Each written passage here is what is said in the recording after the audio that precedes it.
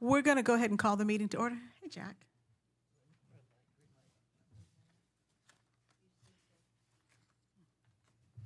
We're green.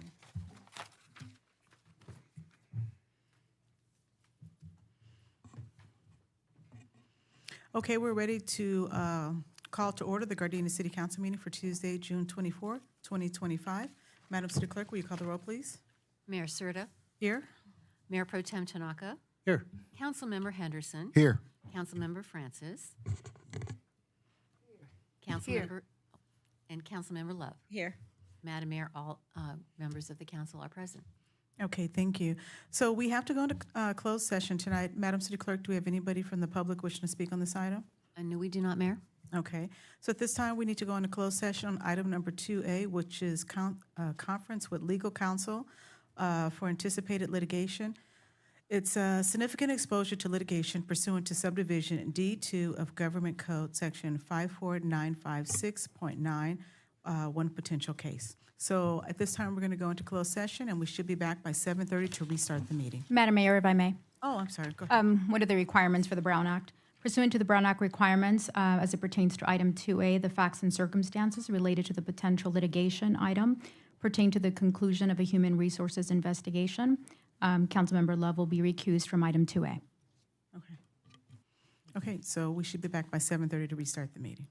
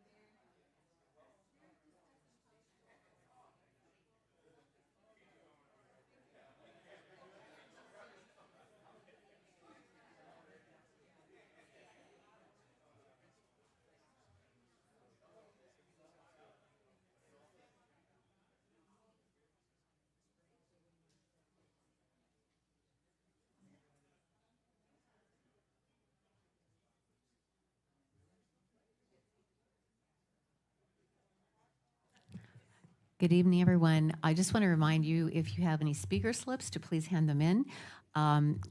Council is still in closed session, and we expect them to be out shortly, so thank you for your patience.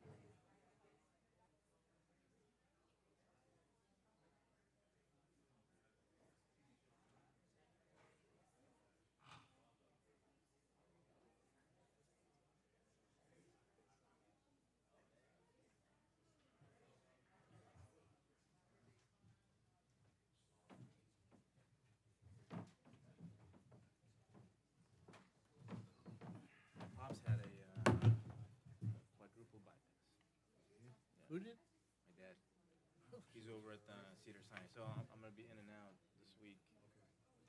He died yesterday, but he's doing better. He's out. Hate to hear that. Okay. He's out. So it's gonna be good.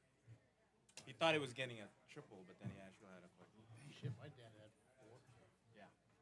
That's not It's no joke either. that's a heavy. It's no joke.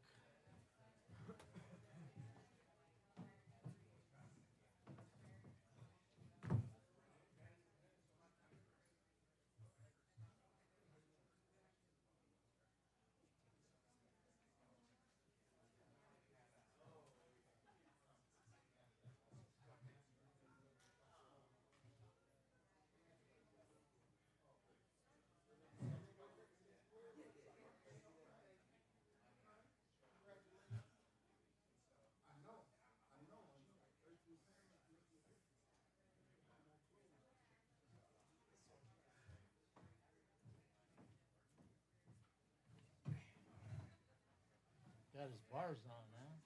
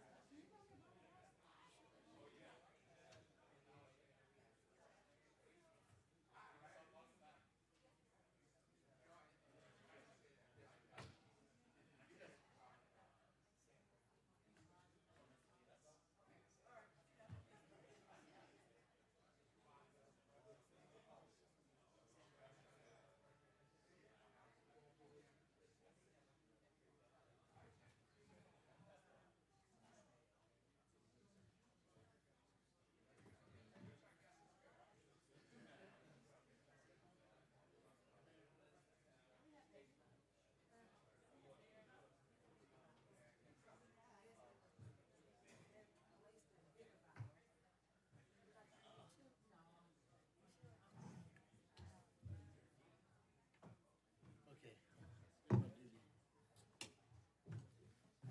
He goes, it's not official yet. I mean, you could have called me. You could have called me.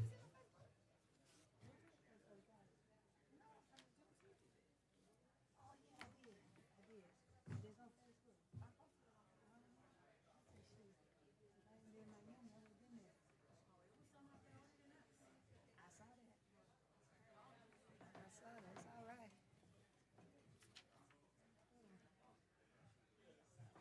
You don't know, so you got one already. Oh, I got one ready. Thanks. You're good. Just want you to know we Oh, it's good. You know,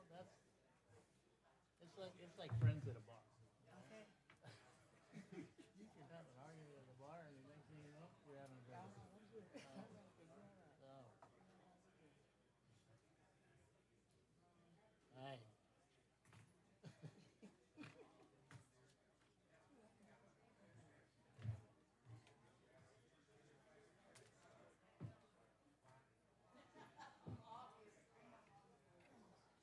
Okay.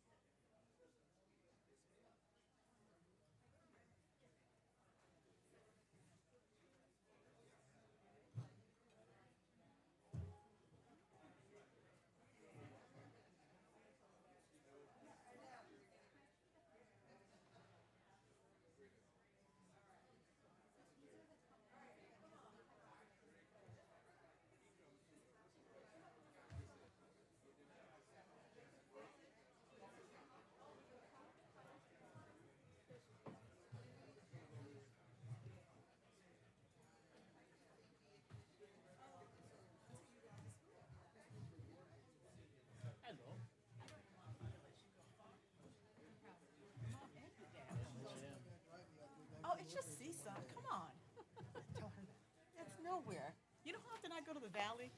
Matter of fact, somebody will call me and I'll jump on the freeway and go to Santa Barbara in 2 minutes, depending on my clients. If I had a car. Oh, you'll have a car before it's all said and done. To the who? You're getting closer. Last time you were closer. You'll be just fine. You should be up here all the time. You'll be fine. Come on, have a seat right here. Oh, I get to sit. Yeah, you get to sit.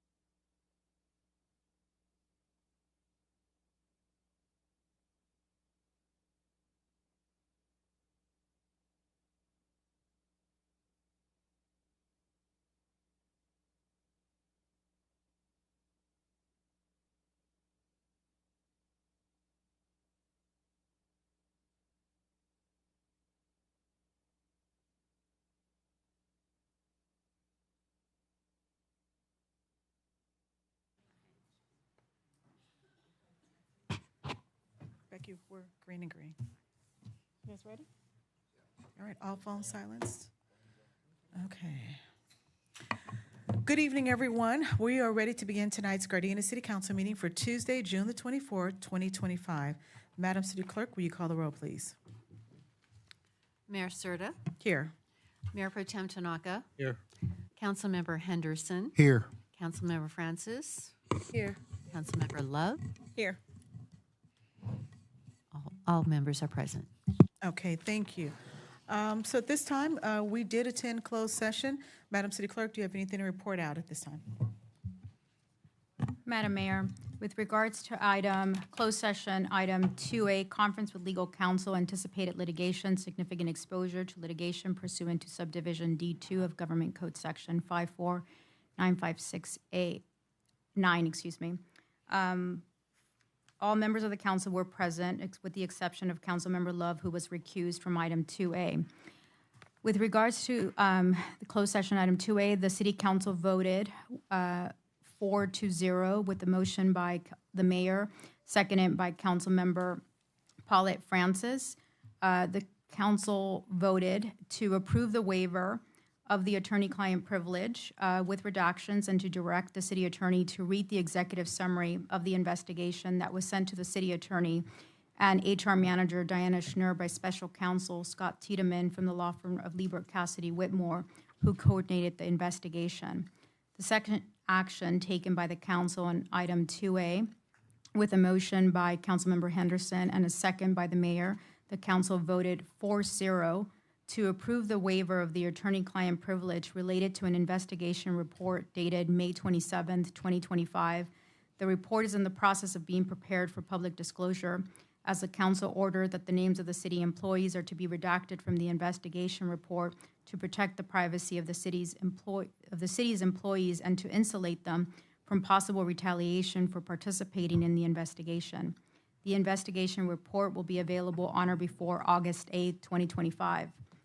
The third action taken by the council on item 2A, with the vote of 3-1, with the motion by Mayor Tasha Serta, second by Councilmember Henderson, Mayor Serta, Mayor Pro Tem Ronnie Tanaka, and Councilmember Mark Henderson voted yes. Councilmember Paulette Francis voted no. For the city council to set a matter for a censure hearing for Councilmember Wanda Love at the regular council meeting of August 12, 2025. The executive summary reads as follows. This is a summary of the factual findings of outside investigator Jeffrey Love with respect to the allegations that Councilmember Wanda Love made false and misleading statements about the Department of Recreation and Human Services and its director, discussed concerns about city manager Clint Osorio with subordinate employee, and disclosed or discussed with city employees her concerns regarding a previous investigation into complaints about her made by other city employees. On May 27, 2025, the investigator submitted his final report regarding the allegations levied against Councilmember Love. The investigator concluded that a preponderance of the evidence supported the allegations that Councilmember Love made false, misleading, and damaging comments about the Department of Recreation and Human Services, discussed concerns about the city manager with another employee, and expressed frustration about employee complaints filed against her. As to the first allegation, the investigator sustained allegations that Councilmember Love made false and misleading statements about the Department of Recreation and Human Services. The investigator concluded that Councilmember Love had dual roles with overlapping authorities as both a council member and director of the Chamber of Commerce. In those capacities, according to the investigation, Councilmember Love often sought preferential treatment for chamber-related requests, included expedited approvals of fee waivers for the chamber without adhering to established city protocol. The investigator gave examples of Councilmember Love making misleading or damaging comments about the Department of Recreation and Human Services, including the following incidents. In March 2023, Councilmember Love stated her expectation that city staff would prioritize chamber-related asks of the State of the City event. When the Department of Recreation and Human Services director informed Councilmember Love that she needed to adhere to established city protocol, Councilmember Love attempted to bypass the Department of Recreation and Human Services director's authority by reaching out directly to other city officials and departments. In May 2023, when Councilmember Love was informed that she needed to follow established city policy by submitting formal proposals for the Chamber's participation in a Cinco de Mayo event, Councilmember Love expressed frustration to the Department of Recreation and Human Services Director and accused the Director of Department of Recreation and Human Services of being uncooperative. In June 2023, after attending the city's community care event, Councilmember Love expressed dissatisfaction with the Department of Recreation and Human Services on social media, referring to event pictures posted by the department stating, quote, "It's like I wasn't even there," with the implication that the Department of Recreation and Human Services intentionally excluded Councilmember Love from the event photos. In July 2023, Councilmember Love publicly interrogated Department of Recreation and Human Services operations at a city council meeting, specifically questioning the allocation of funds within the department and pressing the director of the Department of Recreation and Human Services about the department's staffing levels and budget decisions. In October 2023, Councilmember Love pushed for the Chamber's involvement and special accommodations at the city's Trunk or Treat event, including waived city fees and priority access to resources, when the Department of Recreation and Human Services Director reinforced that without an MOU, the Chamber must follow the same vendor regulations. Councilmember Love expressed that she was being singled out and treated unfairly by the Department of Recreation and Human Services. In November 2023, Councilmember Love declined to recognize the Department of Recreation and Human Services for its contributions to a citywide holiday festival at a city council meeting. In December 2023, Councilmember Love attempted to secure a sponsorship deal for the Christmas parade for the Chamber, but expected the city to cover additional cost. When the Department of Recreation and Human Services clarified that the city could not provide additional funding, Councilmember Love suggested that the Department of Recreation and Human Services Director was deliberately making things difficult for the Chamber. Regarding the second allegation, the investigator sustained allegations that during the Dia de los Muertos event at Roosevelt Cemetery, Councilmember Love told a subordinate employee that it felt like a, quote, slap in the face when the city manager initially said that the city would not partner with the cemetery, but ultimately did. Councilmember Love expressed frustration at being excluded from the decision-making process and shared further concerns about the city manager during that conversation. The investigator also found that Councilmember Love, more likely than not, discussed with the separate city employee that she learned which city employees had filed complaints against her, specifically identifying those individuals in her conversation with the employee. In her administrative interview, the employee witness knew the identities of the complainants and knew the substance of at least one of their complaints. Finally, the investigator found that Councilmember Love discussed that she learned about the city employees that had filed complaints against her, specifically identifying one of the complainants and revealing the details about the nature of the complainants to two additional separate employees. In her administrative interview, one employee recalled that in September 2024, while the two were in their office, Councilmember Love expressed frustrations about the complaints filed against her by city staff. The councilmember additionally expressed to the first employee that she was surprised upon learning that one employee felt harassed. And additionally, a second employee from that office recalled an incident in which Councilmember Love briefly mentioned that she was preparing to attend a meeting relating to complaints lodged against her by other city employees. In conclusion, the investigator sustained all the allegations involving Councilmember Love. The investigator found that the testimony of the employee witnesses involved was reasonable and verifiable based on the evidence and interviews conducted. That concludes my report, Madam Mayor. Okay, thank you. So at this time, we're going to begin tonight's meeting with the Pledge of Allegiance, and that will be led by Aiden Madison, and immediately following that, we will have our invocation by the Associate Pastor Stanley A. White from Mount Tabor Missionary Baptist Church. So at this time, Aiden, please come forward, and everyone please stand.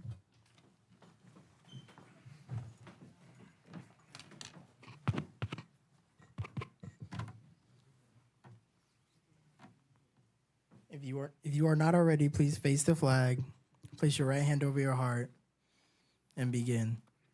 I pledge allegiance to the flag of the United States of America and to the republic for which it stands, one nation, under God, indivisible, with liberty and justice for all. Please continue standing. Amen. Let us pray. Our Father in heaven, we come first to say thank you. Thank you for this day and all we have been blessed to receive already today from your hand of mercy. We come before you with humble hearts, thanking you for the opportunity to be a blessing as we continue to serve our city as well as our community. Now, Lord, we ask for your guidance, for we realize lives are being impacted by decisions that are made by this august body. Please continue to grant wisdom, discernment, and understanding in all that occurs in this place. May we always be willing to seek justice, the promotion of peace, and may we be ever mindful of the needs of the most vulnerable among us in this great city. Lord, have mercy where mercy may be found. This we ask in your name. Amen. Amen. You may be seated. If I can have Aiden Madison come back to the front. So tonight's Pledge of Allegiance was led by Mr. Madison here. He is a graduate from Fairfax Senior High School and will be attending CSUN in the fall. He's also a youth commissioner, and he has been for over the past year. He enjoys drawing, working out, and animating. Aiden was also part of the Youth in Government Day, and I'm happy to say that I can see how you have grown over the years, and I appreciate the involvement that you've had over maybe a couple of years ago, and then moving on to the youth commission. So, Aiden, you've done a great job, and I've known this young man since the day he was born. I was literally at the hospital when he was born afterwards. Oh, he led the Boys to Men Conference as well. So you've been doing an amazing job. That was something just recently this past month. So I want to commend you on that. And we know you're going to do great things in the future. You want to tell us who you brought with you? I brought with me today just my mother, Okay. Desiree Madison. All right, let's give her a round of applause, Desiree. Okay. Raise your hand so we know who you are. Okay. And is there anything you'd like to say? I thank you for letting me be here and letting me join the Youth Commission and having all these opportunities. Okay, well, thank you. You did a great job, and we're looking forward to seeing all the other great things you're going to do after you get out of college and all that other good stuff. All right, well, thank you again. Awesome job. Thank you. All right, let's give one more round of applause. And if we could have Pastor White come back to the front as well. So tonight's invocation was led by Associate Pastor Stanley A. White from Mount Tabor Missionary Baptist Church, which is located at 6614 South Western Avenue in Los Angeles. Associate Pastor Stanley A. White is a native of Louisiana and a longtime Gardena resident. Pastor White accepted Christ at an early age. He has served alongside Pastor E.E. Stafford and Dr. Ticey M. Brown from 2002 until present at the Mount Tabor Missionary Baptist Church in Los Angeles. Pastor White received a certificate of biblical education from Los Angeles Bible Training School and a master's degree in Christian education from the Bible Believers Christian College and Seminary in Hawthorne. He has also served in various positions in the Fellowship Missionary Baptist Church Association in Los Angeles since 2002. Amen. Pastor, would you like to say anything? Just want to say thank you. Thank you, Councilman Tanaka, for inviting me. And I'd love to come back and do this again. Thank you. Absolutely. Thank you again for the most appropriate prayer. All though. right, Mayor. All right. Thank you. Please give him a round of applause. Okay, so we have a couple of presentations going on here this morning, this evening, I'm sorry. The first one is one from our Rent Mediation Board. They're going to give us a quick little presentation as far as what the Rent Mediation Board does.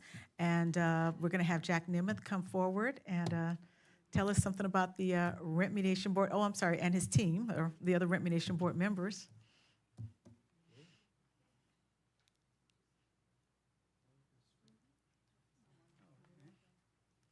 That's all. Whoops, sorry. This one working? Yep. Hi, my name is Jack, and these are members of the Rent Mediation Board. Introduce yourselves. Good evening, Madam Mayor, City Council. My name is Annie Roddy. I am with the Rent Mediation Board owner. Good evening, Madam Mayor, Council. I am Margie Hoyt, and I am a representative for the tenants. I'm going to call your attention to the monitors, and I'll start the presentation. If you guys can just look, I'll read along with it. On April 10th, 1987, an ordinance of the City of Gardena became effective to assist tenants and owners in resolving rental increase disputes through mediation and hearing services. Chapter 14.04 of the City of Gardena's Municipal Code requires all owners of residential units to provide one booklet of the Gardena rent mediation and hearing procedures to each residential unit tenant and to all new tenants thereafter. The booklet provides an overview of the mediation and hearing procedures along with a full text of the ordinance. The Rent Mediation Board is comprised of 15 board members, 5 members at large, which are people that own homes in Gardena but are neither tenants or landlords, I'm sorry. And then the 5 owner representatives and 5 tenant representatives. Go to the next one. Rent Mediation Hearing Procedures Booklet. The ordinance has been amended to improve the efficiency and effectiveness of the mediation process and to comply with state law. The most important and recent update was made in March of this year. The Rent Mediation and Hearing Procedures Booklet has been updated and is available on our City of Gardena website, and hard copies are available at the City Hall at no charge. Since January 2025, the Rent Mediation Board has received a total of 24 applications. 9 have been denied, 2 have been resolved through mediation, 4 have been resolved through before going to mediation. 9 are currently pending in the review phase. If any Gardena resident has any questions, concerns regarding the rental increase, they can always contact the City Manager's Office at 310-217-9503 for more information. And that is our presentation. Our liaison, by the way, is Alex. Where's Alex? Right there. She's great, so we're happy with her. Anybody have any questions I can answer? No, Jack, how long have you been on the board? I think you're the oldest member, or not oldest, but Si- been on there the longest. Not I the think oldest. since about 1988, It's almost since its inception. almost since the inception. The only person who was on there longer than I, who is now no longer here, was Bert Nakamura. He's retired. Right. So we've gone through a lot. As a matter of fact, 2 of the council members were on the board for quite a while, Mark and Tasha. So I want to thank you guys for your service when you were on there as well. Okay. Thank you. You're All right. welcome. Well, let's give them a round of applause. Okay. Okay. You are. Come on, ladies. Thank you guys again. Okay, so next we have a certificate of recognition being given to Barbara Phillips in appreciation of her service to the community as a member of the Gardena Beautification Committee. Ms. Phillips here was appointed to this board, I believe it was by Councilmember Love. Would you like to say anything before we bring her forward? I don't know what to say. Barbara is an amazing friend, resident, asset, jewel to this city. It was an honor to appoint her, to recommend her appointment to the Beautification Committee. I don't know anyone else in this city that has worked as hard as Barbara, has volunteered as many hours as Barbara, has given so much of herself, more than anybody else that I know. And I hate to see her go. She's been my go-to volunteer person with all of my community events. Whenever the chamber was doing anything, she sat in the firework stand at 7-Eleven years after years, selling fireworks with the Chamber of Commerce. And anything I called Barbara for, Barbara was there. And it is with a heavy heart to see her leave us. Gardena is going to lose a great commissioner. I love you, Barbara. Okay. So as she comes forward, she and her son come forward here, we have a certificate of recognition that we'd like to give her. It reads as follows: Certificate of recognition presented to Barbara Phillips, an official acknowledgement and genuine appreciation of over 2.9 years of exemplary dedicated community leadership and service as a Gardena Beautification Commissioner. So we, the mayor and members of the City Council of the City of Gardena, California, do hereby deem it a distinct honor and pleasure to commend you for your efforts and to extend sincere best wishes for good health, happiness, and a well-deserved success in all your future endeavors. So the certificate she's getting has been signed by all of the council members. So Barbara, if you or your son would like to say anything or just thank you, it's all fine. So.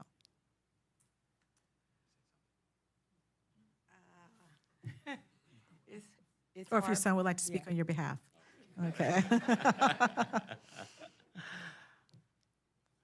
It's been heartwarming. I come from Texas to take my mom out of this community, out of this beloved community that she's been in for 47 years. I was raised here for 16 of those years, 17 of those years. And it's kind of bittersweet to see everything that's taking place as far as selling the home and, you know, just taking everything down. And not only was this, I was raised in this community. It's a great community. I loved it. And my mom has been so embraced by everyone here. And the love has just been pouring out since I came back to bring her with me. It's amazing how the impact that she's had on everyone here and the outpouring of love that's coming back to her as a result of the type of citizen and person that she's been in this community. And I couldn't be more proud of her. I told her a couple of days ago, I said, you know, I'm a couple inches taller than you physically, all right? And I'm not that tall. But I told her, I said, you look like a giant to me, you know, because the testimony coming from people about her coming to me saying little stories about what my mom did for them, or how her love for the community has impacted them and made them better, or aspired them to, you know, make their homes a little bit more beautiful, or pick up some trash when they would have otherwise looked the other way. I literally receive stories like that. And one of the things that you try to do in life, one of the things that I know you try to do in life is measure yourself against the impact that you've had on not just your loved ones, but the people in your community. And she's knocked it out of the park. I mean, she's done all that she could do for the city of Gardena. I don't think she has any more to give. Okay, so I know she would say thank you very much. She's a little shy tonight, but she would say thank you very much, in that she loves this community. She doesn't want to say goodbye. It's just the next chapter in her life. And thank you for this tremendous honor that you're recognizing her at this time. So thank you to the council. Thank you, Madam Mayor. Okay, That's it. absolutely.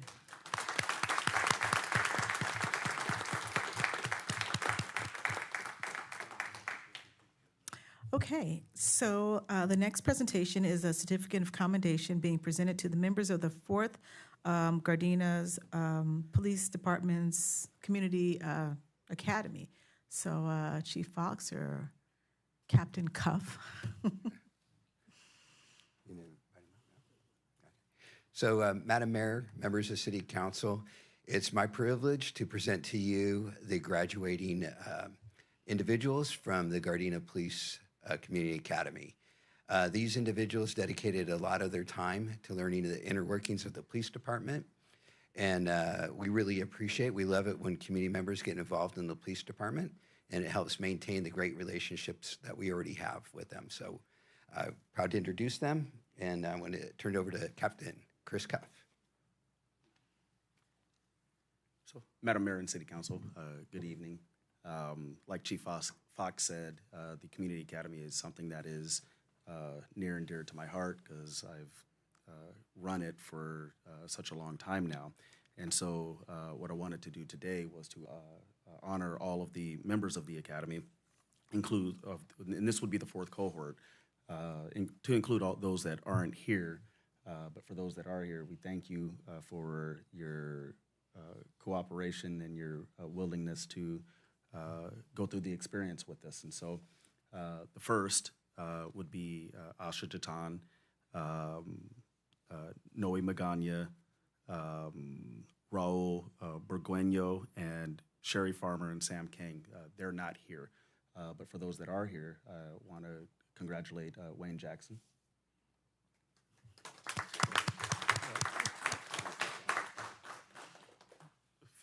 Gloria Chavez.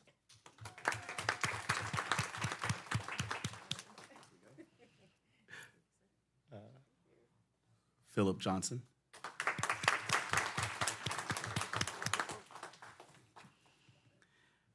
Michelle Foster. And last but not least, Julia Foster.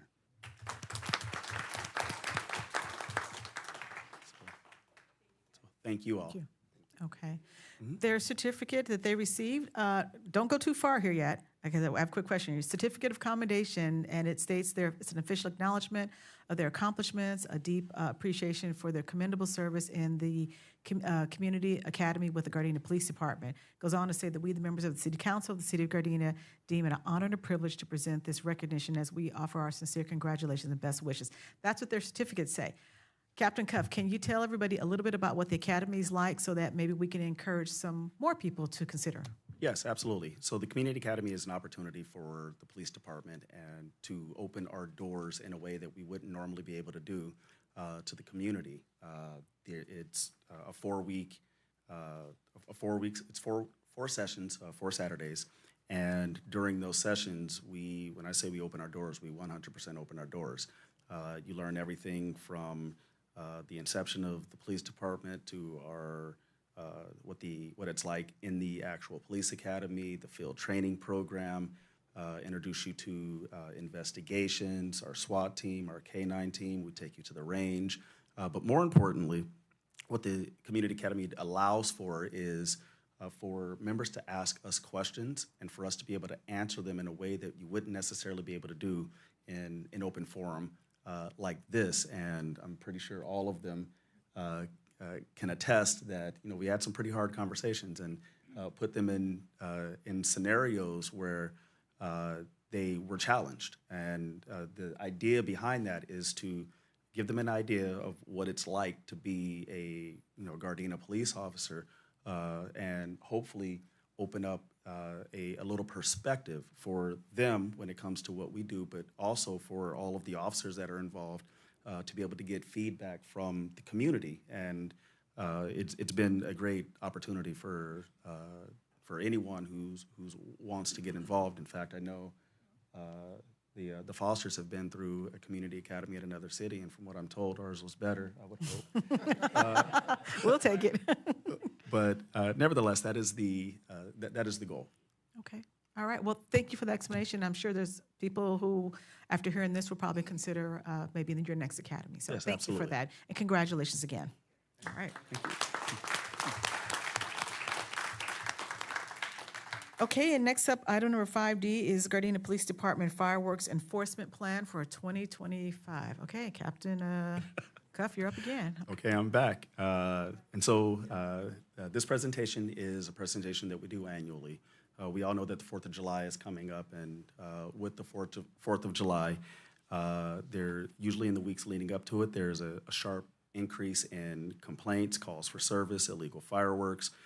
In the police department, we recognize that the impact of these illegal fireworks on our quality of life, especially for our seniors and veterans, our pets and working families, is immense. And so what I wanted to do was to present to the council, but also to the public that's paying attention, a little bit of education around what the police department is doing as it relates to fireworks, illegal fireworks, I'm sorry. A little bit of background is, during 4th of July or the weeks leading up to 4th of July, our call volume tends to increase. Within the city of Gardena, and I kind of want to be very clear, the only fireworks that are legal in our city are safe and sane fireworks. And those fireworks, the safe and sane fireworks, you're only allowed to actually use them on the 4th of July between 12 p.m. and 10 p.m. Anything outside of that window is illegal within the city within the city limits.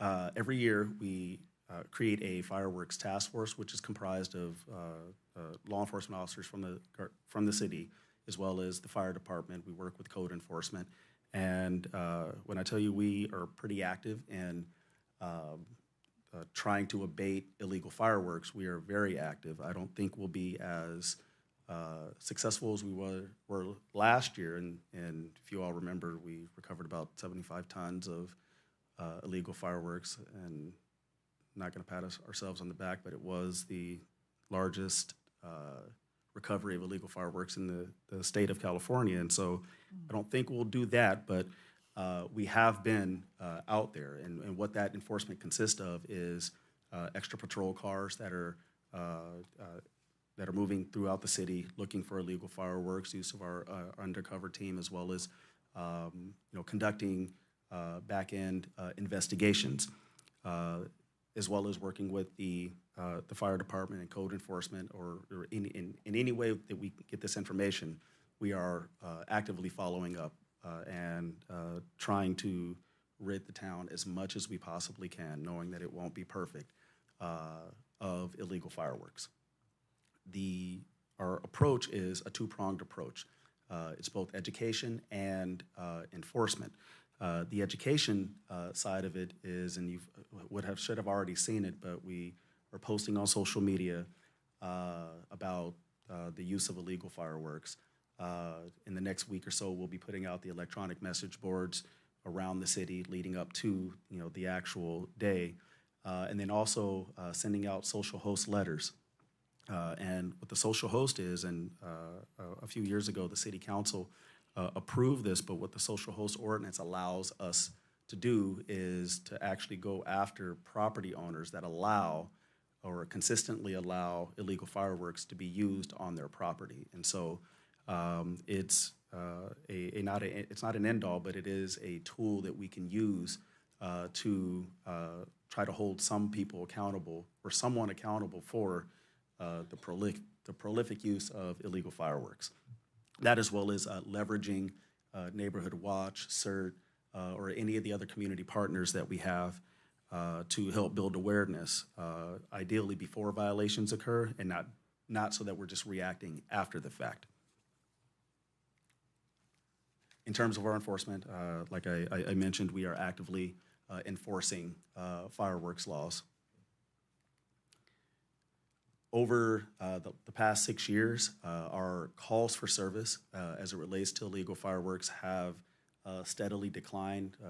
At the top, 428 in 2020, and as of yesterday, a total of 62 calls for illegal fireworks.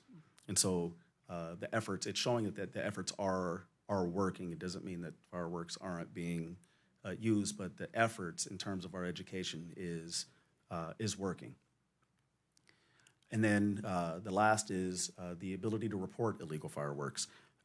There's three primary ways. The first would be when it's actually happening, would be to call our non-emergency line, which is 310-323-7911. You could also call our fireworks hotline, which isn't up here, but I'll say it for the record. It's 310-217-6190. and then also the use of our Gardena Direct application. I'd like to emphasize, if it's happening right away, please call our non-emergency line. If you get on Gardena Direct or in any other manner, we won't get to it until long after the fireworks are over. With that, with education enforcement, community reporting, our goal is to make this 4th of July safer and respectful for all. So thank you. Okay. Thank you. Do we have any questions from the council members?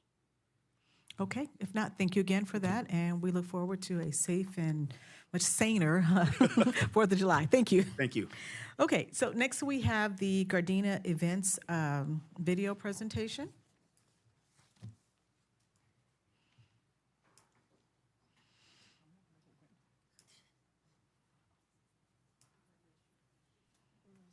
Okay, while she's doing that, I'm going to do a little quick housekeeping here.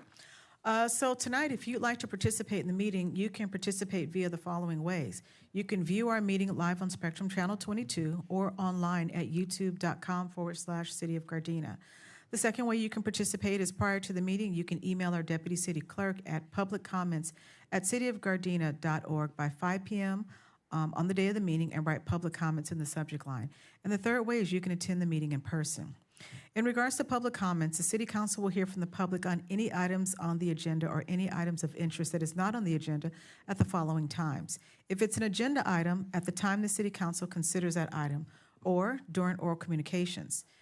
Non-agenda items will be heard during oral communications. If it's a public hearing, we'll hear from you at the time the public hearing is listed on the agenda. If you wish to address the City Council, please complete a speaker request form. It looks like this, and present it to the City Clerk or the Sergeant at Arms. Please raise your hand. And you will be asked to call to the podium by name when it's your turn to address the City Council. The City Council cannot legally take any action on any item not scheduled on the agenda. Such items may be referred for administrative action or scheduled on future agenda matters. Members of the public wishing to address the City Council will be given 3 minutes to speak. We also have standards of behavior that promote civility at all of our public meetings. We treat everyone courteously. We listen to others respectfully. We exercise self-control. We give open-minded considerations to all viewpoints, and we focus on the issues and we avoid personalizing debate. And we embrace respectful disagreement and dissent as democratic rights, inherent components of an inclusive public process, and tools for foregoing sound decisions. So at this time, I'd just like to thank all of you for your attendance as well as your cooperation. Are we ready? All right, this is our Gardena video.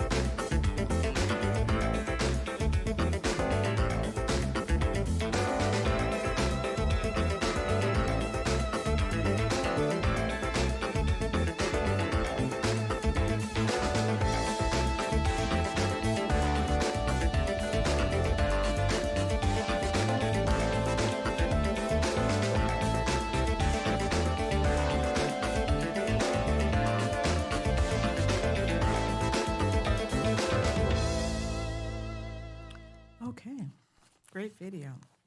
All right, so we're going to move on next to our appointments here. Does any member of the council have any appointments to be made to any commissions, committees, councils, or boards at this time? Yes. Okay. I'm making an appointment for our Gardena Economic Business Advisory Commission. I am appointing Donald Pinniger. Again, another outstanding business owner in the city. I've made it a point to reach out to business owners and residents in the community that are not family or friends to appoint on these commission seats.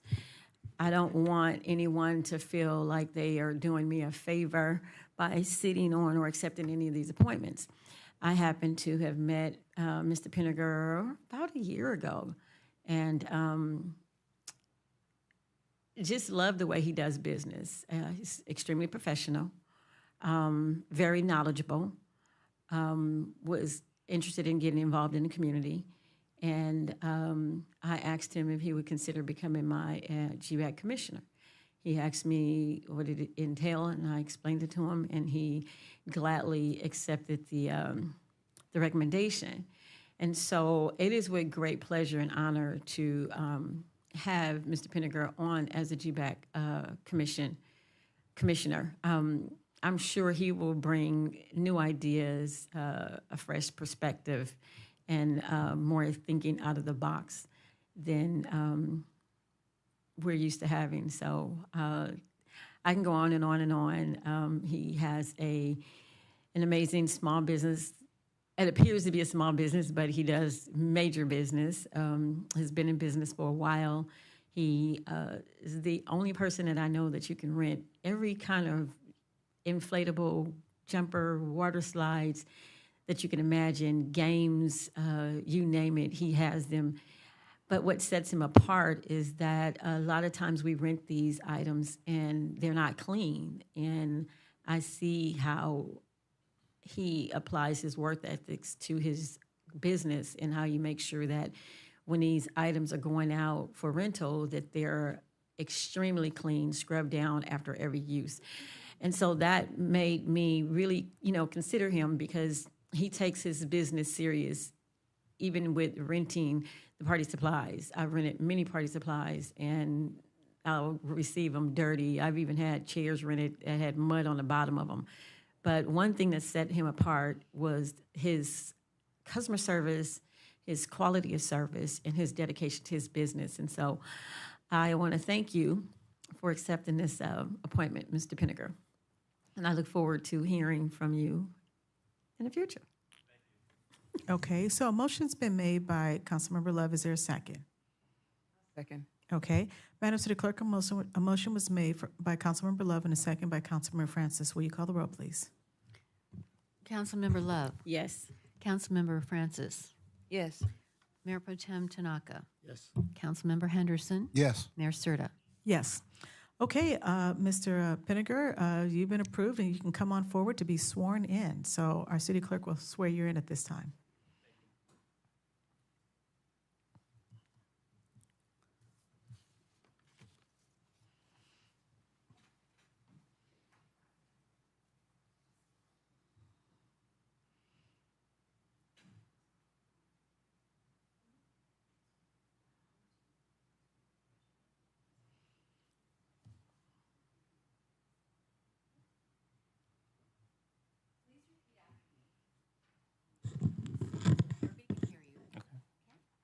Raise your right hand and repeat after me as I administer the oath of affirmation and allegiance for public officers and employees. I, Donald Pinniger, Donald Pinniger, do solemnly affirm do solemnly affirm that I will support that I will support and defend and defend the Constitution the Constitution of the United States of the United States and the Constitution and the Constitution of the State of of California the State of California against all enemies, against all enemies, foreign and domestic, foreign and domestic, that I will bear true faith that I will bear true faith and allegiance and allegiance to the Constitution of the United States to the Constitution of the United States and the Constitution of the State of California, and the Constitution of the State of California, that I take this obligation freely that I take this obligation freely without any mental reservation without any mental reservation or purpose of evasion, or purpose of evasion, and that I will well and faithfully discharge the duties upon which I am about to enter. on which I'm about to enter. Congratulations. Thank you. And please follow me. Okay. Thank you.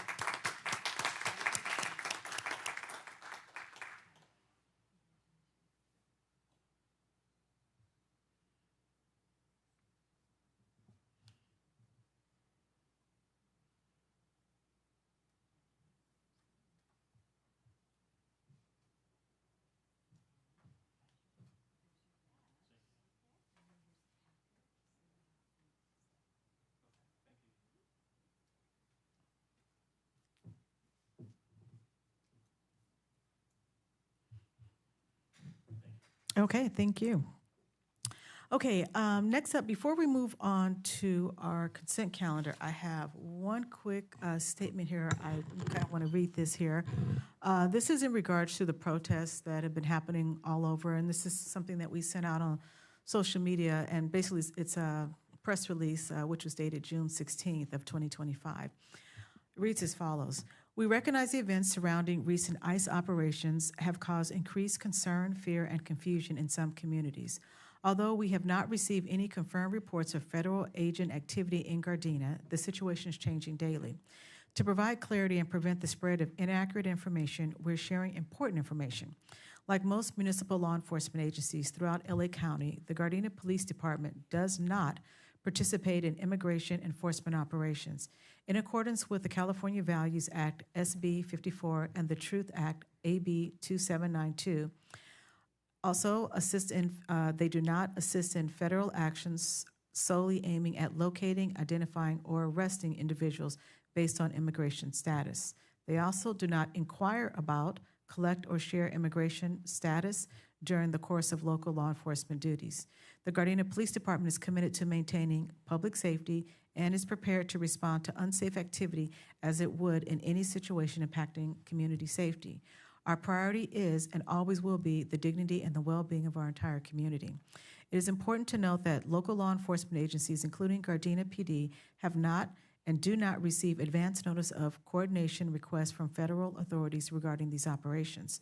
While peaceful demonstrations and expressions are constitutionally protected, any interference or disruption of operations of federal authorities is unlawful. As always, we encourage our community to stay up to date on notifications to keep everyone safe and informed as the situation continues to unfold. We will provide any updates on social media platforms when necessary. Thank you. With that being said, we're going to move on to our consent calendar. Madam City Clerk, do we have anybody from the public wishing to speak on any items? No, Madam Mayor. Okay. Does any member of the council have any items that they'd like to discuss separately? Okay, if not, can I get a motion to approve the consent calendar as is? So moved. Is there a second? Second. Madam City Clerk, there was a motion made by Mayor Pro Tem Tanaka and a second by Councilmember Henderson. Will you call the roll, please? Mayor Pro Tem Tanaka. Yes. Councilmember Henderson. Yes. Councilmember Francis. Yes. Councilmember Love. Yes. Mayor Serta. Yes. Okay, next, Planning and Environmental Quality Commission action sheet. The June 3rd, 2025 meeting was canceled, but the June 17th, 2025 meeting, they had environmental assessment 15-24 of a conditional use permit 5-24, site plan review 3-24, and tentative parcel map 1-24. The Planning and Environmental Quality Commission considered staff's request to open and continue the public hearing to the regular scheduled meeting of the Planning Environmental Quality Commission on July the 15th at 7 p.m. in the council chamber. The project requests a conditional use permit, a CUP 5-24, to allow warehouse operations in the general industrial M2 zone in accordance with section 18.46.030.C 8.18 of the Gardena Municipal Code Site Plan Review SPR 3-24 to permit the demolition of an existing 233,634 square feet single-tenant warehouse building and replace with 4 new warehouse buildings containing 15 tenant spaces, totaling 223,509 square feet. a new parking and circulation plan, lighting, fencing, and landscape improvements. Tenant parcel map TPM 1-24 to permit the merger of 8 lot-tied parcels into one single parcel for the site development and environmental assessment EA 15-24 to consider the proposed project for a categorically exemption pursuant to CEQA guidelines 15302B, Class 2, as a replacement of reconstruction of existing structures and facilities. The location is 1855 West 139th Street in Gardena. The commission action, the Planning and Environmental Quality Commission approved the request by 3-0 vote, 3-0 vote to open and continue the public hearing on the project to the regularly scheduled meeting of the Planning and Environmental Quality Commission on July 15th at 7 p.m. in the council chambers. So at this time, no action is taken.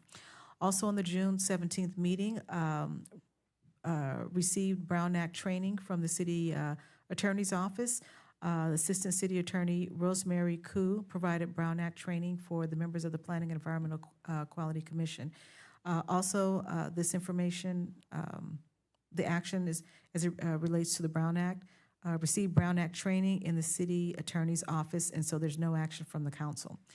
So next we have oral communications. We have 3 speakers. I want to remind all of our speakers you do have 3 minutes to speak. The first one is Andrea Simmental. The next one is Giselle Zaragoza and Anthony Genetez, who is the translator. And then after that is Carmen Arambula. Hope I pronounced that right.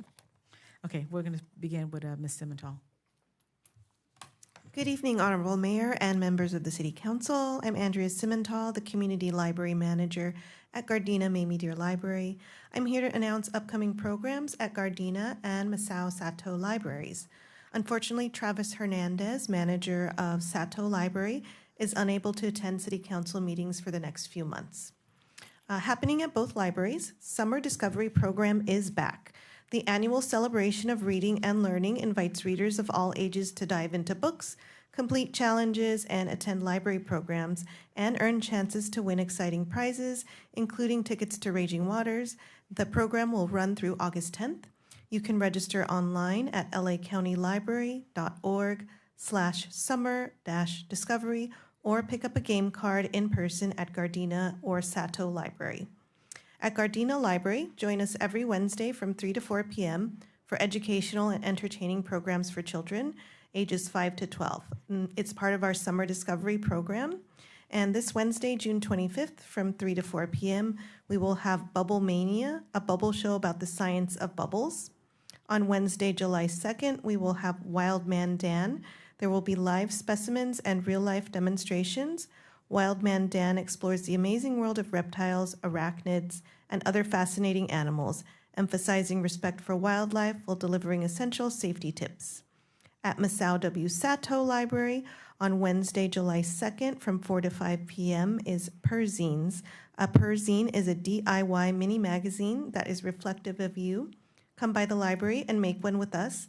This activity will focus on building confidence and self-esteem. We'll supply the materials, you supply the inspiration, and that's for teens ages 13 to 17. Model Magic Mania will take place on Thursday, July 3rd from 4 to 5 p.m. Learn different techniques for working with clay. Afterwards, utilize the techniques you've learned to create your own work of art. That's for ages 6 to 12 with a parent or caregiver. And a mate bark painting is on Wednesday, July 9th from 4 to 5 p.m. A mate is a bark paper used in Mexico for centuries. Learn its history and receive the special paper and artistic motifs. And that's for teens ages 13 to 17. Thank you. Okay, thank you. Next up, we have Giselle Zaragoza and Anthony Benitez, who's the translator.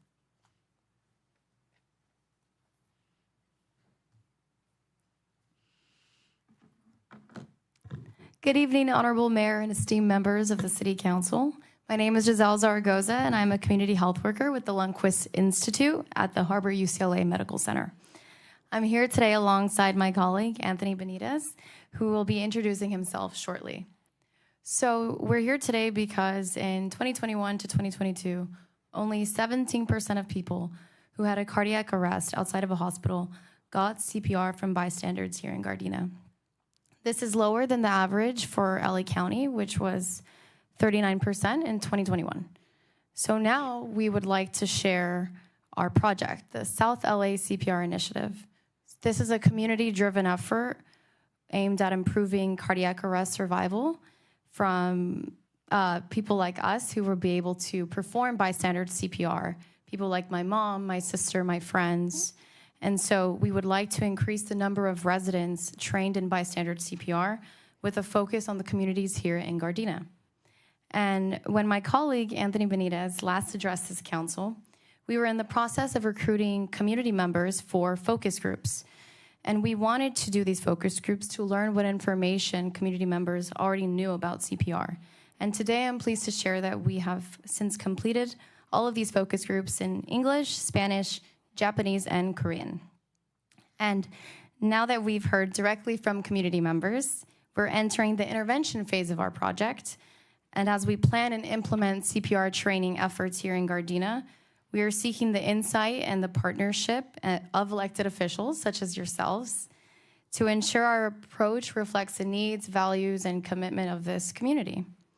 And so we would like to get your insight by participating in a one-on-one interview over Zoom. And these interviews will take approximately 30 minutes to an hour and can definitely be scheduled at your convenience. And your expertise and connection to your community here is invaluable to us, so we would definitely be honored to collaborate with you all as we work to saving lives in the Gardena community. So if you're interested, we'll follow up with details and the interview questions in advance. And finally, to the residents of Gardena, please stay connected with us. You can follow the South LA CPR Initiative on Instagram and Facebook at South LA CPR Initiative. We share CPR educational resources and project updates in both English, Spanish, Korean, and Japanese. Thank you for your time. My colleague will now briefly make this announcement in Spanish. Okay. Buenas noches a todos. Como mencionó Giselle, soy Anthony Benítez y soy estudiante de medicina que está entrando a la escuela en prácticas y practico en el Instituto Lingüis del Centro Médico Harvard UCLA. Estamos aquí para presentar la iniciativa del CPR del sur de Los Ángeles.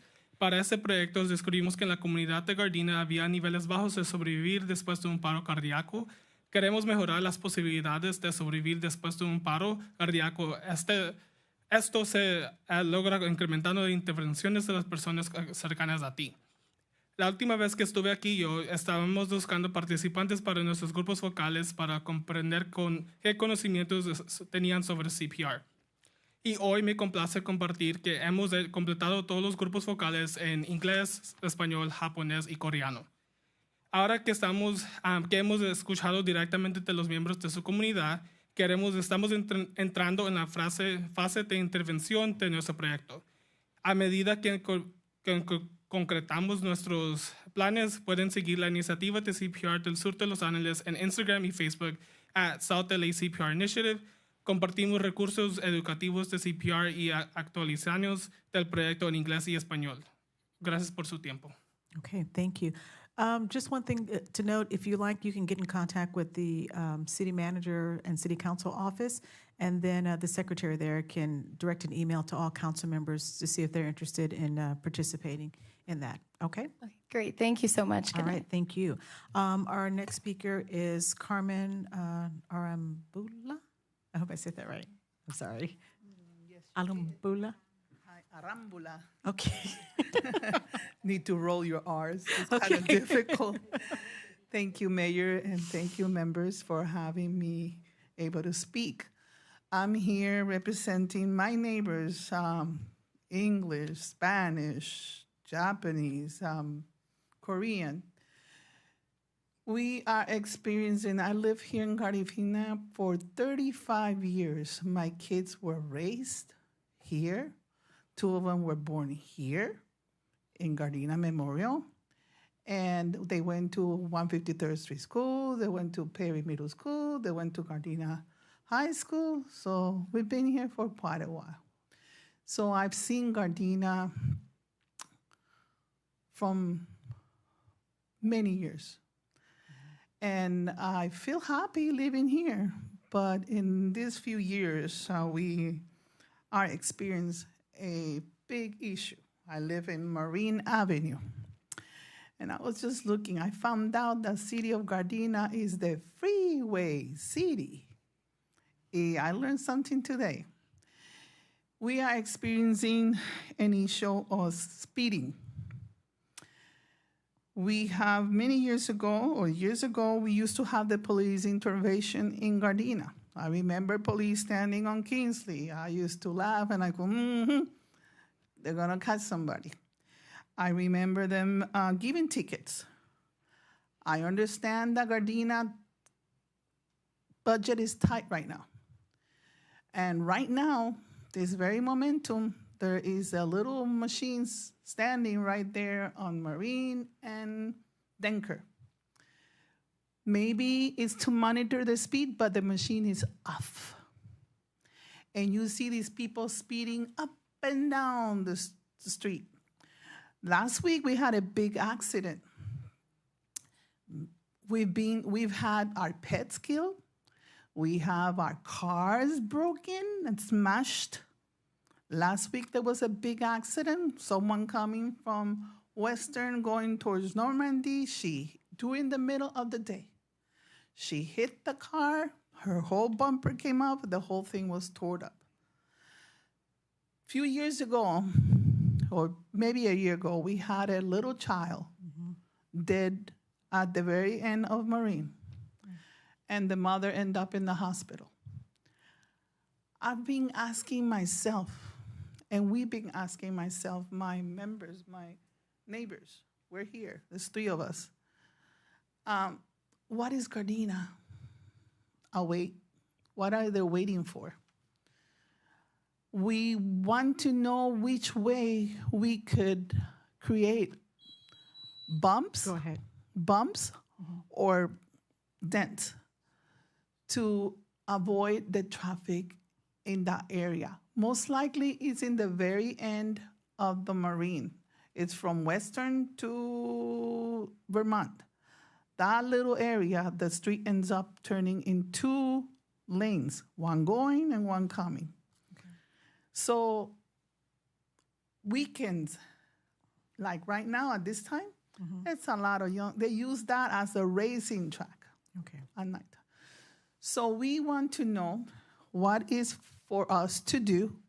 Who do we have to contact? What do we need to do to solve this problem?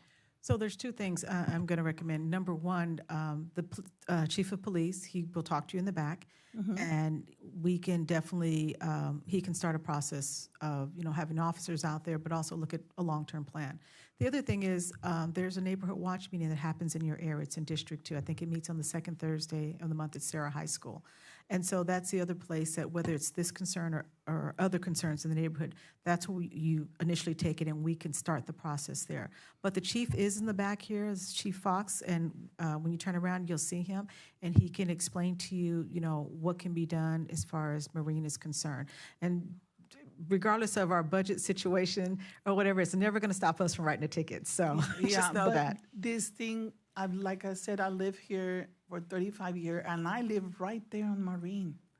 In the corner of Kingsley and Marine, that's where my house been for 35 years. Okay. And it's ridiculous. Well, definitely, like I said, talk with the chief, and then we can also, there's some different options and things that, working with the chief and the officers in the area. Okay. All right. Thank you. We can improve situations. Yes. At least it's a start. And absolutely. Thank you for listening to our nagging complaint. It's okay. That's why the council's here. It's okay. Her cat got killed. I'm sorry. And other cats have gotten killed. So it's just our pets are like our kids. And not only that, I took a little boy to school last year. I stopped babysitting him. Was crossing to school right there on Marine, on this side of the street. And I was crossing on the light. This truck stopped about this far away from me. I'm a mom, It's not my child, but what I did, I pushed him back and I just closed my eyes. Okay. He squeaked, he breaks me until he stopped this far from me. Okay. Well, again, those are valid concerns, and definitely we want you to talk. You're talking to the highest person in law enforcement here. So Chief Fox, right here in the back, he will talk to you. And again, I would definitely encourage you to get involved with Neighborhood Watch, because this is what they deal with on a day-to-day basis. Thank Okay? you. Thank you for bringing that to our attention. Okay, so next we're going to, Madam City Clerk, do you have anybody else? I'm sorry, did we receive any other public comments since the last meeting? No, do we have any more? We do? It was just one, right? Just We this have one? Okay, we have one. This is it. Okay. Yeah, you have it. Got it. Yeah. All right. So all the council members do have it at this time. Okay, that being said, we're going to move on to departmental items here. Whoops, I jumped ahead here. First item up is item number 12A. Mr. City Manager. Okay. Mayor, sir, members of the City Council, agenda item 12A is a public hearing for resolution number 6703, adopting the City of Gardena's fiscal year 25-26 proposed amended budget. Presented for public hearing and council consideration is the City of Gardena's proposed amended budget for fiscal year 25-26, which includes the general fund, enterprise fund, debt service fund, capital improvement fund, special revenue fund, and internal service funds. Proposed amended budget is the second year of the originally adopted biannual budget, which was in June 2024. It consists of operating budget and the capital improvement program budget for fiscal year 25-26, and incorporates the city's priorities by maintaining the long-term financial stability and sustainability, ensuring public safety and enhancing quality of life. The proposed amended budget is balanced with a general fund surplus of $73,046 for fiscal year 25-26. We also conducted a community budget forum on June 18, 2025 at the Nakaoka Community Center. I would say it was well attended. We had over 30 to 40 people. 40 people present. What you're going to see tonight, based on feedback, we have used we're not using the presentation from the first reading. Rather, we're using the presentation from the budget forum, as it's more elaborate, but we'll try to make it as expedient as possible. Tonight, I have the Director of Admin Services, Mr. Ray Beeman, who's responsible for the budget. We also have the members of the budget team, some of them here, Koi Watch and Danny Rodriguez. Thank you very much for all your hard work. And so let's begin.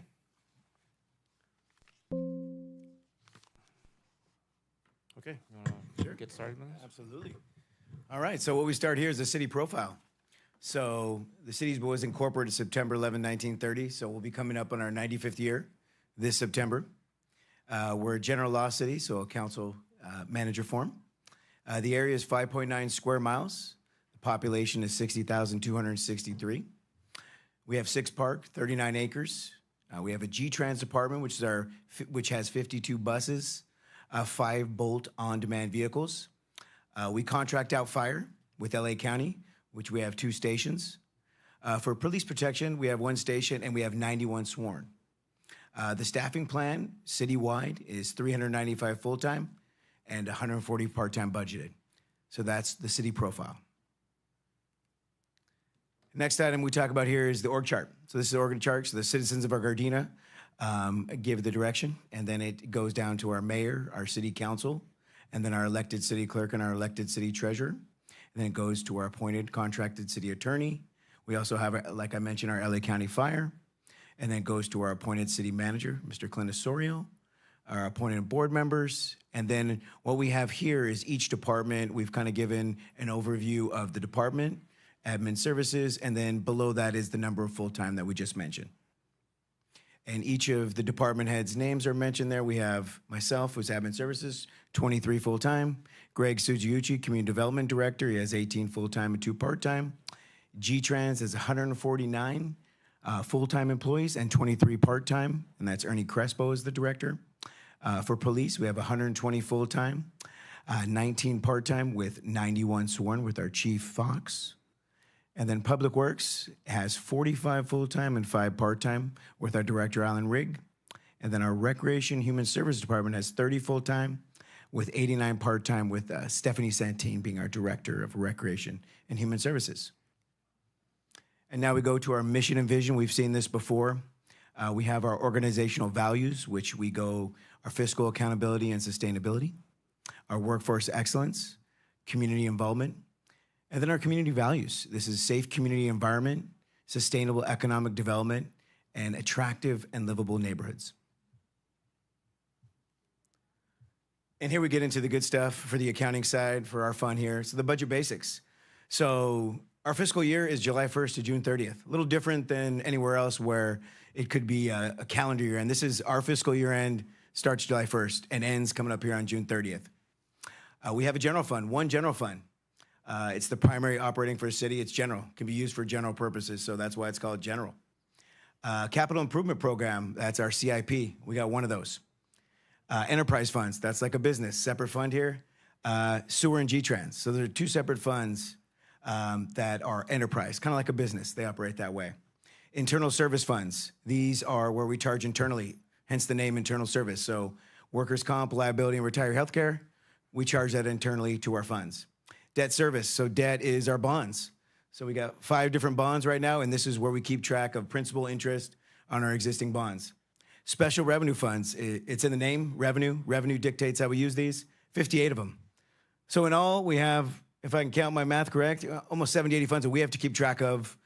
A lot of pages, a lot of information, but we keep track of all these separately for transparency, all within the rules and regulations of GASB, which is an amazing government accounting standards board, and we enjoy this on an accounting level. Financial SWOT analysis. Okay, so we added this post the first meeting because I think it's important for us to understand. Again, you know, we go through the strengths and opportunities because it's in front of us.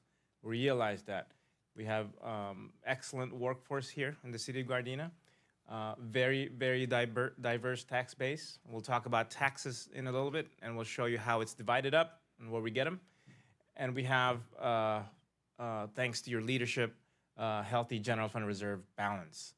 Our opportunities, we have an opportunity to recapture the quarter percent sales tax revenue that LA County Measure H is sunsetting. We also invest in green energy, capturing ITC and reduce utility costs. And obviously, with all that, we want to improve and modernize the city. You're going to see that in the coming months here as we do a lot of our projects. And we'll talk about the CIP project, the projects that we have here for the city. But with that, we also have some weaknesses and threats. And these are important because we need to identify them in order for us to tackle them. One of the biggest weaknesses we have is the reliance on card club revenue, starting from 2014 to current. And we're also going to talk about the threats on that. We have an aging city infrastructure that we have been putting aside and putting money aside in order for us to be able to afford some of the things that break in the city. We have, HVAC system that breaks. Those are $1 million projects. In the past, we did some patchworks, whatever works, because we didn't have those prior to 2014. We didn't have the money to do that. But since then, we've been saving up. How much do we have on the? 12, 13 million. About 12 to 13 million now. That if anything breaks, we don't have to think about where we're going to get the money. It's already set aside. It's there. It's available. We can use it. And then funding for improvement projects. Tonight, you're going to see, again, $70 million, over $70 million of CIP projects that are going on in the city. We listed that as weaknesses in the past because we did not have the proper funding for that, but now that we have the proper funding for that, we can probably move that later on in strengths and opportunities. As we realize the completion of those projects, it becomes assets in our balance sheet rather than liabilities. And then, of course, the threats. We have 3 major threats that are present at hand the city. We have the CalPERS accrued liability, unfunded accrued liability, meaning that we are completely reliant with CalPERS as far as what they tell us on an annual basis how much we owe them extra for retirement. We're not going to go through this in depth today. I just want to mention that that is a real threat for the city. And then LA County Fire Protection Service, as you know, LA County now wants the extra 20% cost for fire protection services that they previously granted us when we first joined LA County Fire because of budget constraints. That's one way they're trying to balance the budget.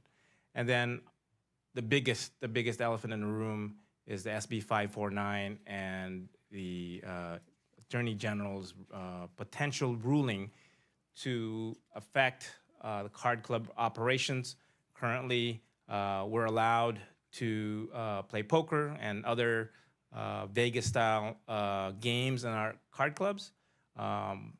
If SB 549 is successful with the Indian tribes, and if the Attorney General decides that some of those games are no longer going to be played in California, we're going to lose about $7 million from our general fund.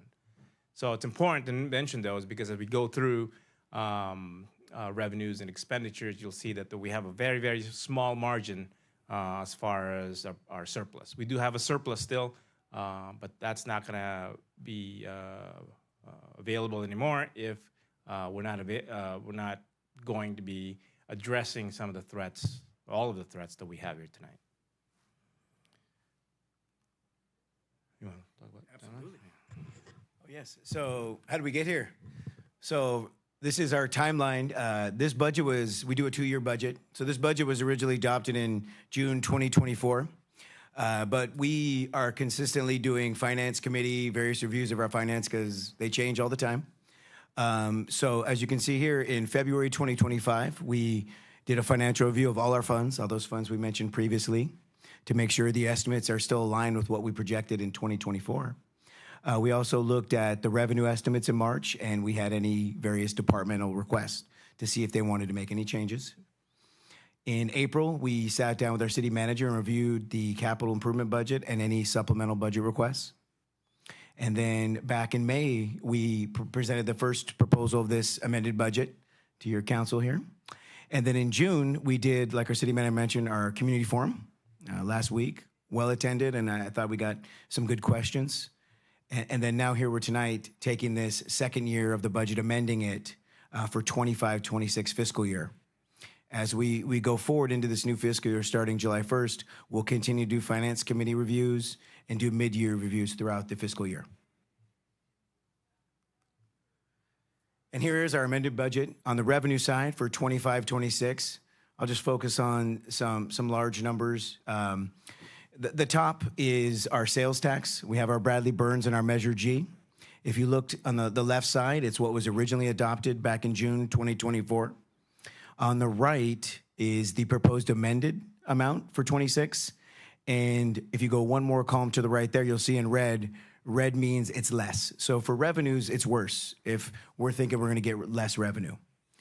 So in this instance, for sales tax, we believe it's going to go down about 1.2 million or 31%. And we believe sales tax is going down because the tariffs, the economy, than we originally projected back in 2024. We work with our consultants. They're coming up with these numbers, and we're constantly reviewing those. But we think it's going to change slightly.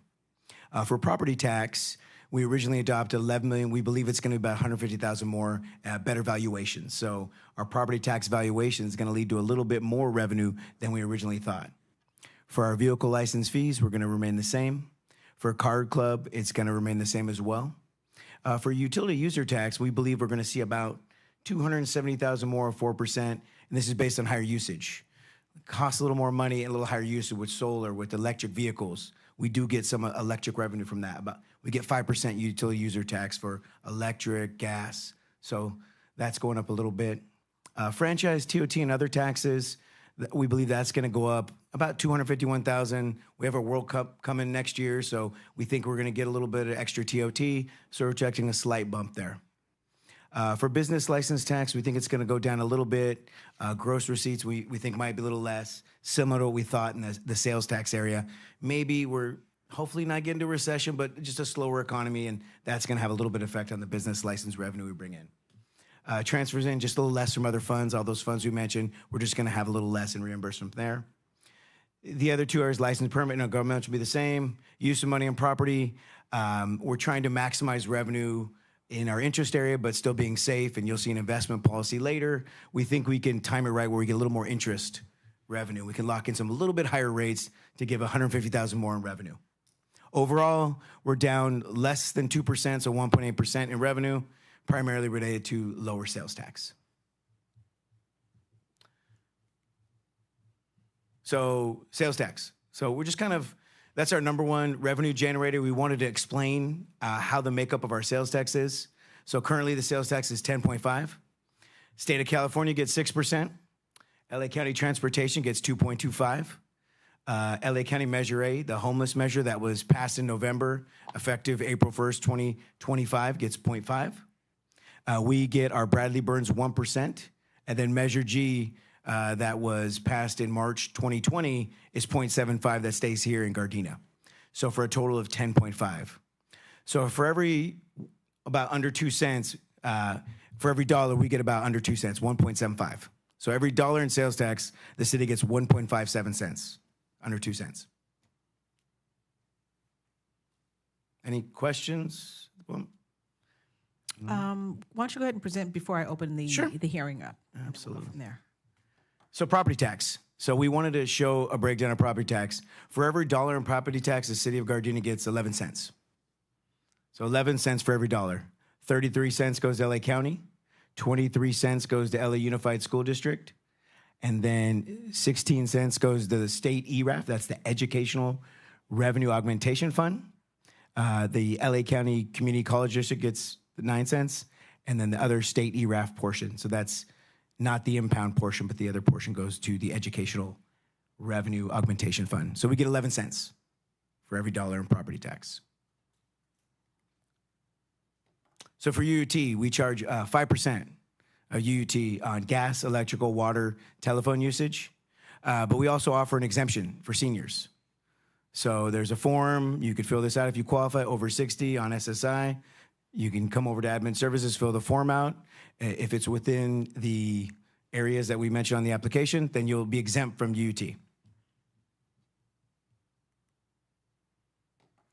So we talked about the revenue side. Now this is the expenditure side.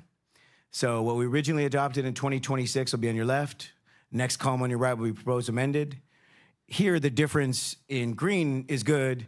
And then if it's black, it's going to be going up a little bit, so a little bit higher. So for admin services, we believe we're going to be about 40,000 less in expenditures than we originally projected, or 1% less. For community development, slightly higher, 50,000, 1.4% difference. Elected and city manager's office is staying the same, so no change there. For police, originally was 38 million, now we're going 38.4, so 110,000, 0.3% increase, so a small increase. Public Works, originally adopted 7.6 million. We believe it's going to be less by 135,000. Recreation and Human Services, originally adopted 7 million, and we believe it's going to be less in expenditures by about 245,000. A majority of the difference is we're saving in solar. We did some utility savings. We did some phone. So we saved on our phone bills, and we kind of redid some of our phone areas to save on those utilities, different T1 lines. But we also have solar at the pools and solar at other areas, so we're saving on those areas. So a lot of it's utility savings there for what you see in green. The non-departmental fire, just a slightly higher of 70,000. We approved a consultant for our ballot measure, so that's just a little bit higher. And for debt service, deferred maintenance, internal service funds and transfers, that's all the rest. It's about 1.3 million less. That's primarily less to deferred maintenance. So overall, we're less in expenditures that we're asking for in this proposed budget by 1.5 million or 1.8%. So this shows again the staffing by department. What we talked about earlier, it gives the levels of our furlough time and part-time staffing by each department and area. with a citywide total full-time of 395 for full-time and 140 for part-time, with 91 sworn. So here we tie it all together, revenue and expenditures. Originally adopted our revenue of 89 million, and proposed amendment what we're taking tonight is 87 million. The difference is about 1.6 million less in revenue that we're budgeting or proposed amending this budget. On the other side, expenditures, we believe the expenditures, which originally budgeted 88.8 million, are gonna drop down to 87.3 million or 1.5 million less in expenditures. Overall, we're projecting a proposed amended budget of a surplus. So more revenue coming in than expenditures was a good thing. So we'll have a surplus of 73,000. Slightly less surplus than we originally proposed back in 2024. So that difference of 46,000, just a little bit less than we originally thought, but still a surplus, so still positive. Overall, we're adding to our general fund reserve balance from 33.9 to 34 million, or 39%. So 39% would be our general fund reserve balance. Here's your general fund 5-year balance overview. Starting in June 22, this is just our general fund, this is our reserve balance. So we started with 33.4 million back in June 2022, or 46%. Each year kind of consistently going up. The red dotted line is the general fund reserve policy that council set at 25%. So we're well above the 25% dotted line on the reserve balance.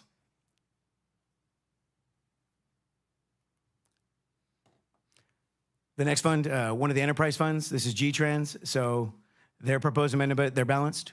45,218 on the revenue side, and then 45,218 on the expenditure side. So G-Trans has a balanced budget here. A little about G-Trans, it's self-sustaining.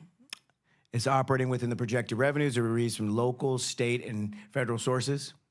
90% comes from local and federal grants.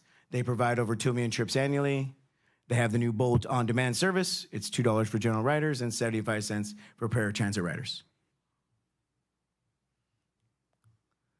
So now we go to CIP. This is our capital improvement plan. It's another fund, 70 million. So an amazing amount of capital improvement broken out here by separate funds. These are all kept track of different sources.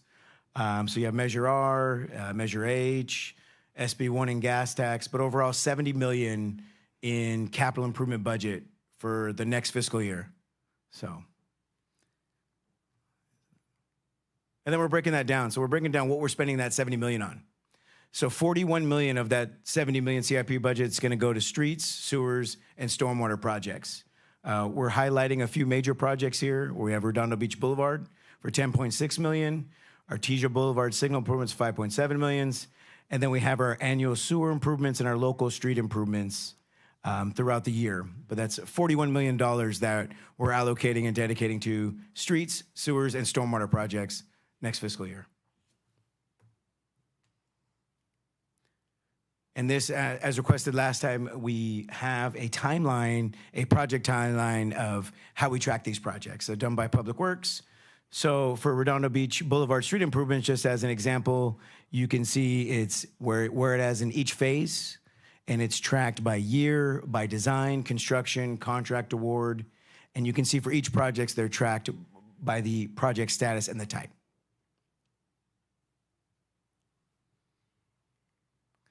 Next up, just an example of one of the projects. So this is your Redondo Beach Boulevard project. To the left is what it is currently, and to the right is what it will be after the project is completed. Similar, we're adding the medians here, so you can see the project on the left, and then the right is the change, so it's including the new medians.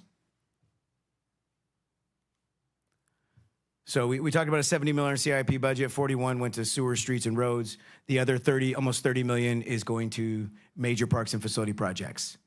The largest one there is the Gardena Community Aquatics and Senior Center, 10.3 million in this fiscal year coming up. After that is Moss Fukai Park Rehabilitation, 8 million. Then you have your fiber infrastructure upgrade, and then Raleigh Park gym renovation, then your Naco Community Center electrical systems, a Civic Center outdoor lighting, and then various other park improvements that will be budgeted in this 25-26 fiscal year, $30 million. So significant. Out of the 70 million, 41 streets and roads, 32 parks and improvements. This is the same project time that we showed for the streets and roads. Each of the projects is kept tracked separately, design, construction, concept, all kept tracked of Public Works to see where each phase is, where the money's being spent, the timeline. This is all done here. So you can see Mas Fukai, you can see it's 95% design, construction, and then each fiscal year it's laid out to see where they anticipate finishing. And then we have here's just a kind of a picture so you can see your tax dollars at work. This is the Community and Aquatic Center on the left, that's the progress, and there's the design here. This is Measure G money. Mas Fukai, you have your currently what the building looks like, and then the design, what it'll look like when it's completed, to your right-hand side. And here's all funds. So this takes all our funds together, all the almost 70 funds we talked about earlier, special revenue, all various levels. Now we put it in two separate pies. Your revenues on your left at $283 million. Your expenditures are on your right at $325 million. We explained that the difference is timing in the use of your special revenue funds. We'll go into more detail in their slide, but that's the biggest difference there. Here it is. So this explains the difference we've talked about for a while for your special revenue funds. Some of these funds, so Prop C, various funds, they give allocations every month. So those allocations get put in the separate fund, tracked separately. And some years you don't use all that allocation you get in the fiscal year. So you save it in that fund, you save that money, and then you use it in a different fiscal year when you can finish or do the project.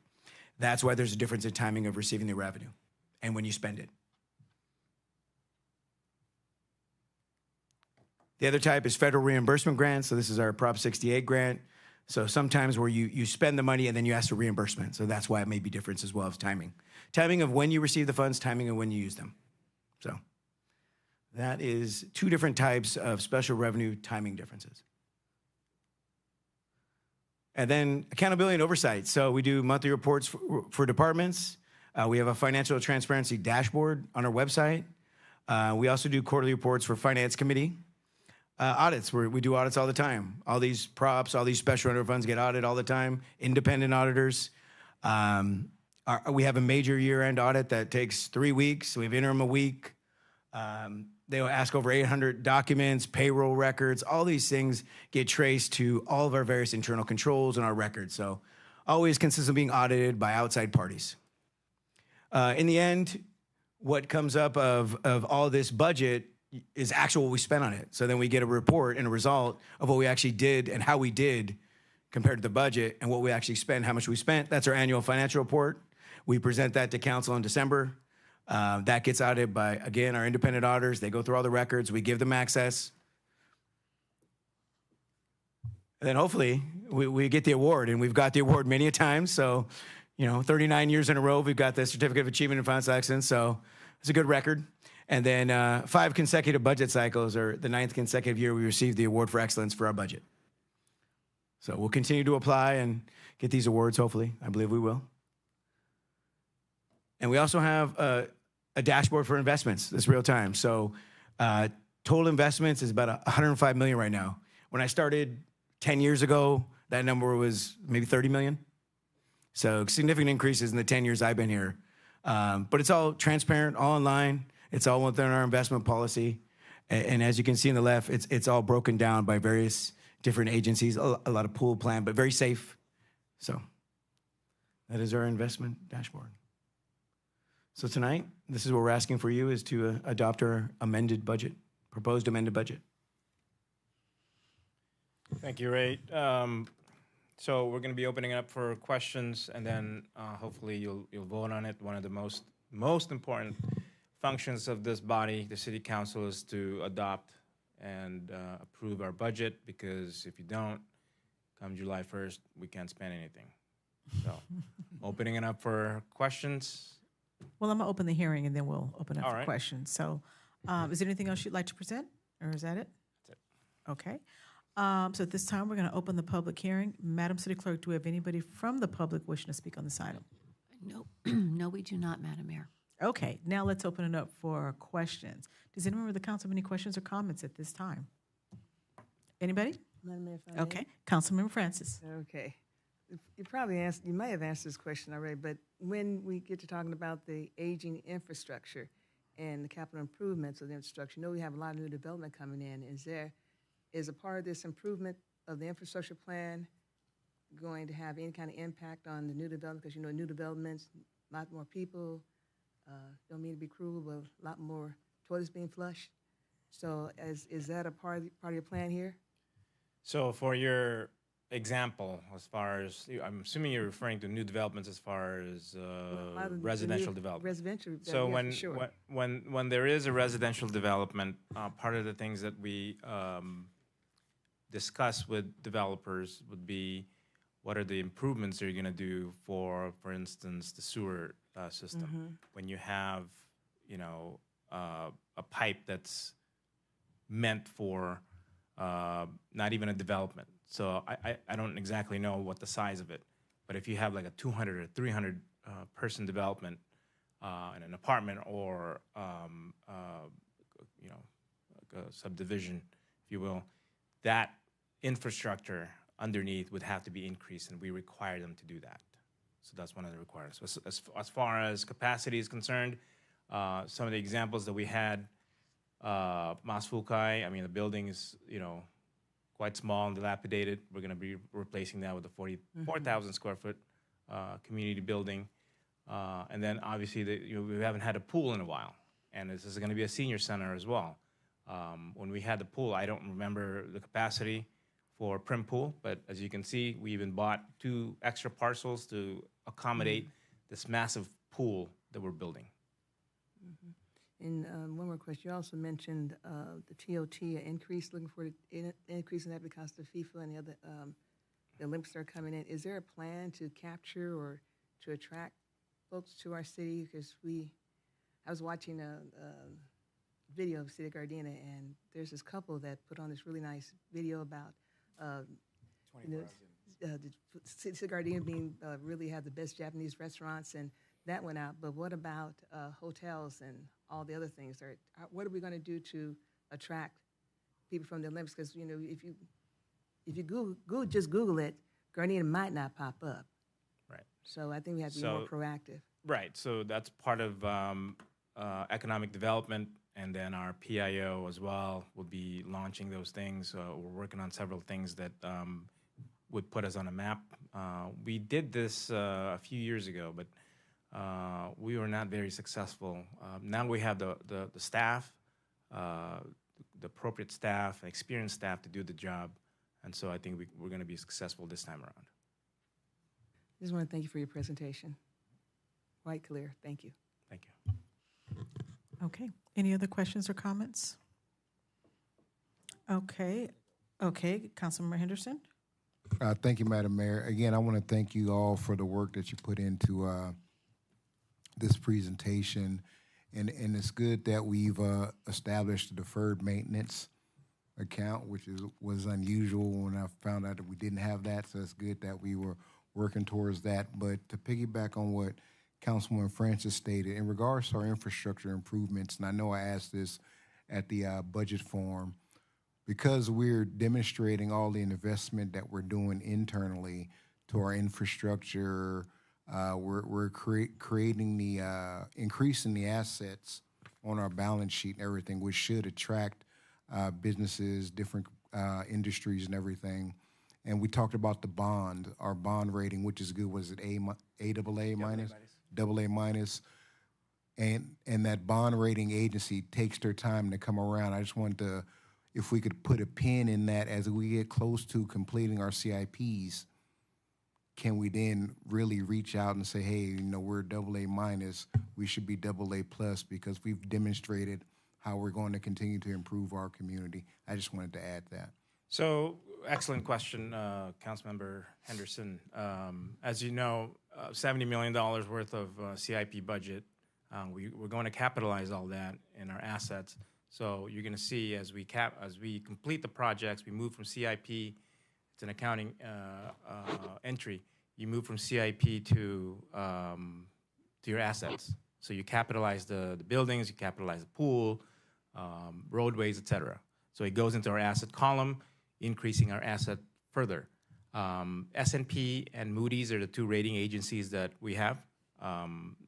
You know, they're national. So every chance we get, we mentioned that every year we get a rating. It's not a rating increase or review. It's more like a statement where they come back and say, this is Gardena and this is what we have for you. Please review and correct if there's anything that needs to be corrected. And that particular time, we mentioned to them, hey, is there any opportunity for a rating increase? We would certainly appreciate it. So we put the word out there. Now it's up to them to do that. They have their own schedule. We understand that, but we do mention that every single year. Madam Mayor, I want to add one other thing. And the reason why, so everybody kind of follows my thinking on this, is that as we move forward and we talk about economic development and everything, and because our bond rating is what it is in the positive, it should start signaling to industry that we are a solid, safe city to invest your multinational corporation or business in and everything. So that's what I'm trying to communicate, or we're all trying to communicate to the business industry, that, hey, Gardena is a city for investment. That's why it's important to have solid, leadership, solid plan, best practices, not just in theory, but in application. I think we do that. So the fact that we continue to receive these awards for what our fiscal responsibility and stewardship is should be a credit to us, and we should always highlight that at every chance we get. That's all. Okay, thank you. Any other comments or questions? Councilmember Francis? One more question. So, we had this conversation year after year, budget after budget, about reliance on card club revenue. Now, is there anything that's being done so we have to, since the revenue, we have to put it in there, but heaven forbid if something should happen and they aren't there anymore, how's that going to impact us, or, people just decide to go other places? How is there something in here somewhere in the budget to take care of that, so we're not so, if it goes away, we're good. But like I said, we had this conversation year after year and haven't quite got an answer yet.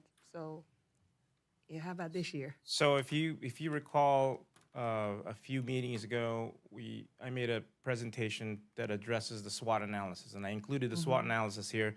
I don't have the mitigating things that we're going to be doing to augment the loss of revenue from card club reductions if that happens. We talked about that during that meeting. I said that if we do these things, then in 5 years' time we should be okay. And we planned it out. And if I can refresh your memory, the first thing that we wanted to do there is, one of the things that we identified here was to recapture the available 0.25% sales tax revenue that Measure H will be vacating. Mm-hmm. So when Director Beeman talked about tax revenues, number 2, sales tax, Measure G, 0.75%, that missing 25 basis point is what we're going to be going after. It's going to be available next year, and that equates to about $3.5 to $4 million of sales tax revenue. So if you're talking about just on the card club revenue losses alone, I said it's about $7 million. You're halfway there if you do this. Obviously, it's going to be voter approved. The residents would have to come out and approve the recapturing of the sales tax. Remember, the operative word here is recapturing the sales tax, because we already lost it. Measure H has been around for 10 years. We've been losing $3 million to $4 million a year. We haven't gotten anything from Measure H. So do the math, 10 years times $4 million, that's a lot of money. So if you look at this graph, if we're successful in recapturing the 0.25% sales tax, it'll go down into City of Gardena measure, whatever it is, it'll be 0.25. If not, then that availability of that sales tax, it would be very, very attractive for LA County to put on another measure, and it'll go on to this list as LA County measure whatever sales tax 0.25. We'll never get it again. So that's one of the biggest things that we're trying to work on, is to recapture that. The other ones, we have a complete list. We can prepare that for you and send it to you, to your way, as far as what we're recommending that we do the next 5 years. Thank you. I appreciate that. Thank you so much. Okay. Okay. You have a question? Yeah, Mayor it's Mayor not a Pro Tem? question. I just want to say thank you very much for all the work that you guys and your department has done. I think I've heard this presentation 3 or 4 times now, and I don't have any questions because I'm totally convinced that you guys did what was right for us. So thank you. Thank you, Mayor Pro Tem. Again, this is about transparency, right? And that's why when I presented this SWOT analysis, I wanted to make sure that you guys understand the weaknesses and threats are there. So whether I'm here or someone else is here, it's right there. It's in front of you. That needs to be addressed. Okay. And we had a presentation on how to address it. We just have to execute. Right. And it's going to take time. It's going to take years to execute that. Right. A couple of quick questions I have, and just refresh my memory because I just don't remember this. For a person to fill out the application for the UUT, do they have to do that every year, or is it once you're on there, it's good for like 5 years? Just one time, and then you just come to admin services, and we'll walk you through it. One time, and it goes forward? Yes, it goes forward as long as you're at that residence in there. Yep. Oh, okay, so it's determined based on the residence? Yep. You live there, you fill it out, you come in. If you're over 60 on SSI, you qualify, and we will process through the UUTs for the gas or electric. And then it takes a little time to be recognized in your bills, but yes. Okay. We're there to help you in admin services. Okay, got it. And just want to commend you guys again when you just made reference to the fact of how much our investments have increased by $70 million over the past 10 years. I mean, that's big. And for a lot of companies around, you know, they like to go to cities that are doing well financially. Nobody wants to go to a city that's on the verge of bankruptcy or broke or having some kind of financial crisis. And oftentimes when I talk to the different businesses, you know, and I just visiting and talking, they mention often the things that they appreciate about our city, the fact that we have enough money to improve our streets, $70 million in capital improvements. So whether it's streets that don't have potholes and they notice it as soon as they leave our city, or having the money to have better mediums so that now we can attract the type of businesses we want here, and or even residents to live in our community. So having a strong budget like this, and I, you know, appreciate what our finance team has done here, and all of our employees as they've inputted information into this here, just to help us get to this point, because it's not just us voting on this and, hey, it sounded good on paper. At the end of the day, that's what brings people to Gardena. That's why people want to build here. That's why they want to live here and play, as our motto says as well. So great job here. And like I said, you know, sometimes we kind of slip past those things like our investments, how much they've improved, but that's a really big deal in a community like ours. So great job to you and your entire team. So, okay. Thank you. Thank you. Okay, and with that, if there are no more questions, we're going to go ahead and move to close the hearing here. And at this time, I'm going to ask if I can get a motion to adopt resolution number 6703. So moved. Is there a second? I'll second.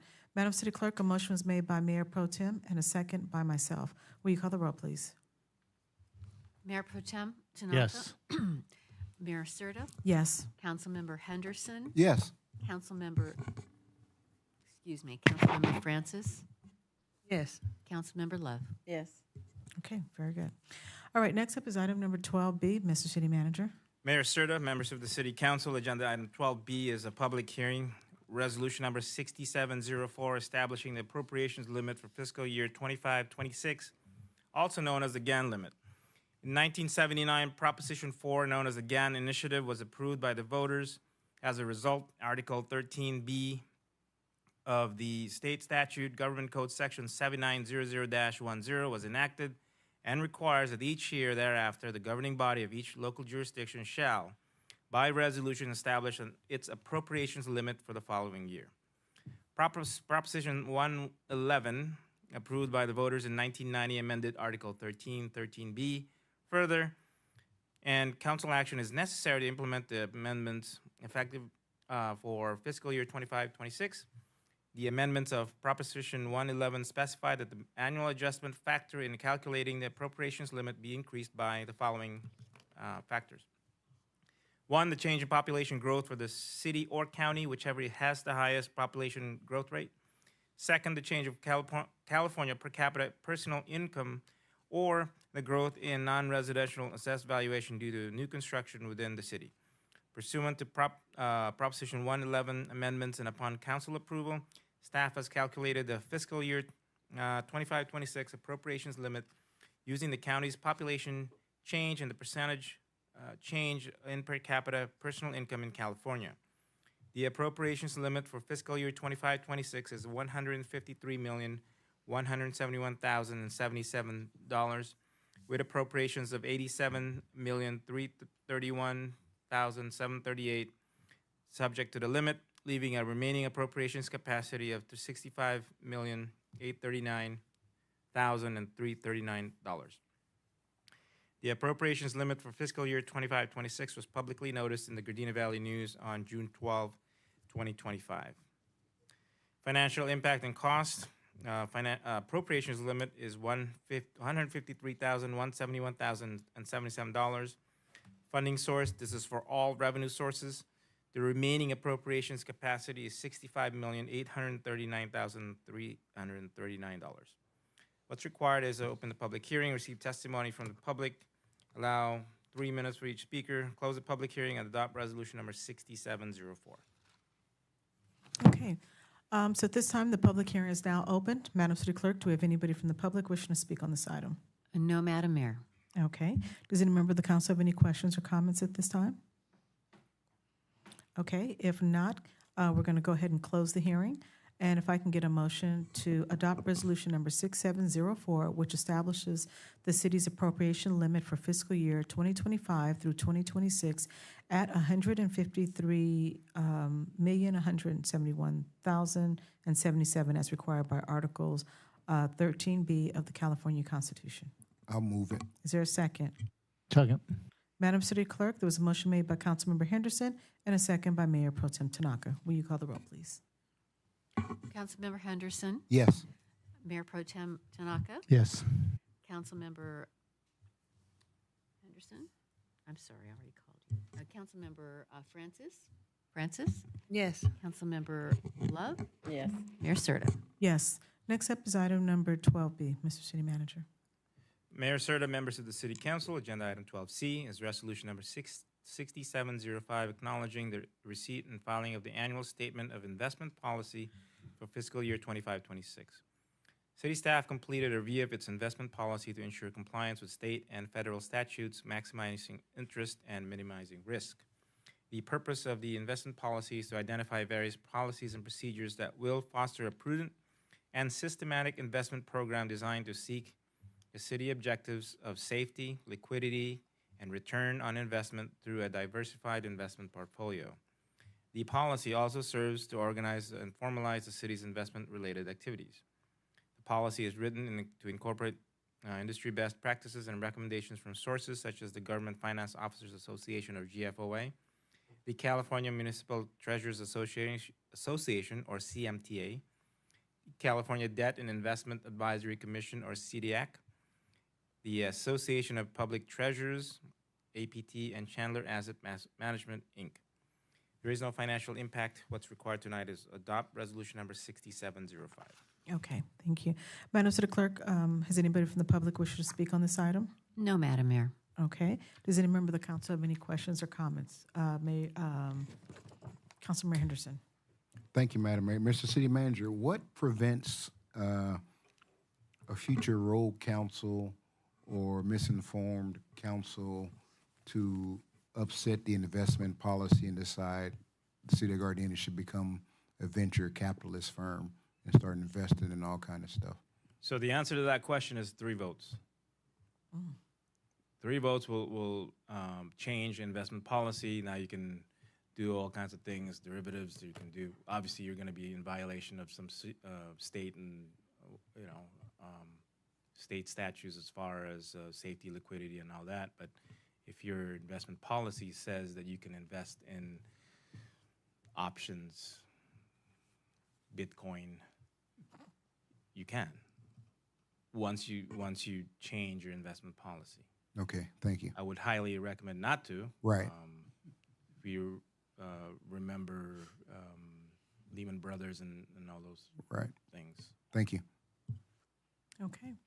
If there are no other questions if I can get a motion to adopt resolution number 6705. Is there a motion? So moved. Is there a second? Seconded. Okay, Madam City Clerk, a motion is made by Mayor Pro Tem Tanaka and a second by Councilmember Francis. Will you call the roll, please? Mayor Pro Tem Tanaka, Yes. Councilmember Francis, Yes. Councilmember Henderson, Yes. Councilmember Love, Yes. Mayor Serta. Yes. Next up is item number 12D. Mayor Serta, members of the City Council, agenda item 12D is to authorize the city manager to purchase and bind insurance coverage in the amount of $119,570 for fiscal year 24-25, and that's because this is the prorated portion of 24-25, and then $2,858,830 for fiscal year 25-26 for a total of $2,978,400. City of Gardena is self-insured for general liability and workers' compensation insurance. Through the Alliant Property Insurance Program, or APIP, the city purchases commercial property insurance, cyber, boiler and machinery, and pollution coverage. Additionally, the city is covered for commercial crime insurance, deadly weapons response program insurance, excess cyber insurance coverage, and the required public official bonds. The city works with Alliant Insurance Services, Inc., who provides broker services to recommend and procure insurance coverages that balance the city's risk exposure while maintaining reasonable annual insurance premiums. Liability insurance, optional excess liability coverage, and workers' compensation insurance were obtained through the city's Joint Powers Authority Public Risk Innovation Solutions and Management, or PRISM. And PRISM is recognized as the leader and pioneer in the risk management industry for over 40 years of experience in the industry. The general liability insurance premium for the city increased to $1,306,000, an increase of $275,709, or 27%. In addition to the required general liability insurance, we're continuing to add optional excess liability coverage in the amount of $15 million for a cost of $114,000. This will make the total general liability coverage of $40 million. The workers' compensation insurance premium is increasing to $359,051, which is an increase of 24% from the prior year. The increase is mainly due to a change in payroll reporting and a general increase in cost of the workforce. The APIP insurance, which covers property, cyber, boiler and machinery, and pollution, increased to $317,270, an increase of only 2%. The city is maintaining cyber coverage at a total of $4 million with a steady cost of $45,557.84, no increase this year. The Deadly Weapons Response Program coverage will see an increase of 55% for a premium of $11,839.91 due to adding G-Trans buses into the program. The city is securing commercial crime coverage of $2 million at a cost of $7,506.40. The city's annual broker fee increased to $98,133, a 3% increase per the approved contract agreement with Alliant Insurance Services, Inc. G-Trans obtains its excess liability and physical damage insurance separately through California Transit Systems Joint Powers Authority, also known as CalTIP. This pool is the result of the cooperative efforts of public transit agencies acting collectively to meet their insurance needs. CalTIP was created in 1987 and began providing liability coverage and has since added vehicle physical damage program to meet the needs of its members. The G-Trans excess liability coverage through CalTIP is increasing from $593,305 to $630,058, an increase of about 9%. The G-Trans vehicle physical damage coverage through CalTIP increased from $85,427 to $87,359, roughly 2%. So what's required tonight is to authorize the city manager to purchase and bind insurance coverage in the amount of $119,570 for fiscal year 24-25 and $2,858,830 for fiscal year 25-26 for a total of $2,978,400. Okay. Madam City Clerk, do we have anybody from the public wishing to speak on this item? No, we do not. Okay. Mr. City Manager, I have a couple of questions here. Can you explain in just a little detail here about pollution coverage and deadly weapons response program insurance? A little more detail about those two. So it's called the Alliant Deadly Weapon Response Program. It is a crisis management service Okay. that Alliant provides the city in case of we have, for instance, we have a crisis in the city, officer involved shooting, et cetera, et cetera. Okay. We can avail their services and their expertise in that field. Okay, got it. And tell me a little bit more about the pollution coverage. I mean, this is environmental pollution coverage or something Yeah, for the environment. So that's not something that AQMD jumps in, because I know we're kind of part of that, or So this is above and beyond what AQMD offers. It's more like, for instance, like just an example of something. yeah. So, for instance, if you had this is an analogy. If you Okay. if you didn't have earthquake insurance, for instance, Mhm. then FEMA would come in and help you out, but it's not enough. Right. If you had earthquake insurance, that kicks in first, Right. and then whatever's left over, FEMA covers. Okay, but in the example of the pollution coverage, like we're talking environmental pollution coverage, we're talking about something from our building, if there was an earthquake, some pollutants now are in the street. I just want a little bit more of an example of, So, I Ray, don't know, just somebody help me out here. this pollution thing. Yeah, so I think it's if, we are polluting, if maybe one of our employees, area, we're causing pollutants. Okay. We have coverage up to this amount here, if we get some kind of lawsuit or issue related to those pollutants. Okay, something that maybe we do by mistake. Maybe that do by causes a- mistake, a yes. pollutant. We put something here, put something there that causes the pollution, causes the issue, we're covered. Got it. Okay, I understand yeah. better. Thank you. Sure. Are there any other questions or comments? Madam Mayor. Okay, Councilmember Francis? Yes, you mentioned cyber coverage. Yes. How are we covered first? So we're covered for us, $4 million. city, or- So if something happens, if somebody clicks on a document or gives information out, or we have some issues with our cyber or our internet, we're covered up to $4 million in coverage. So we originally had $2 million coverage, but we added $2 million more because we did a study that recommended how much a city our size should have, and that was $3.5 million. But we wanted to go above and beyond that, so we went to $4 million coverage. That's if there's some issue with cyber where we click a document or give a password or some information related to cyber. Thank you. Sure. Okay, any other questions or comments? Okay, if not, can I get a motion to authorize the city manager to purchase and bind insurance coverage in the amount of $119,570 for fiscal year 2024 through 2025, and $2,858,830 for fiscal year 2025 through 2026, for a total of $2,978,400. Can I get a motion? I'll move it. Is there a second? Okay. Madam City Clerk, a motion was made by Councilmember Henderson and a second by Councilmember Francis. Will you call the roll, please? Councilmember Henderson, Yes. Councilmember Francis, Yes. Mayor Pro Tem, Yes. Councilmember Love, Yes. and Mayor Serta. Yes. Okay, next up is item number 17A, Mr. City Manager. Mayor Serta, members of the City Council, agenda item 17A is Resolution 6707, amending the naming of city-owned facilities policy. City's current policy regarding the name of public parks was adopted in January 2000.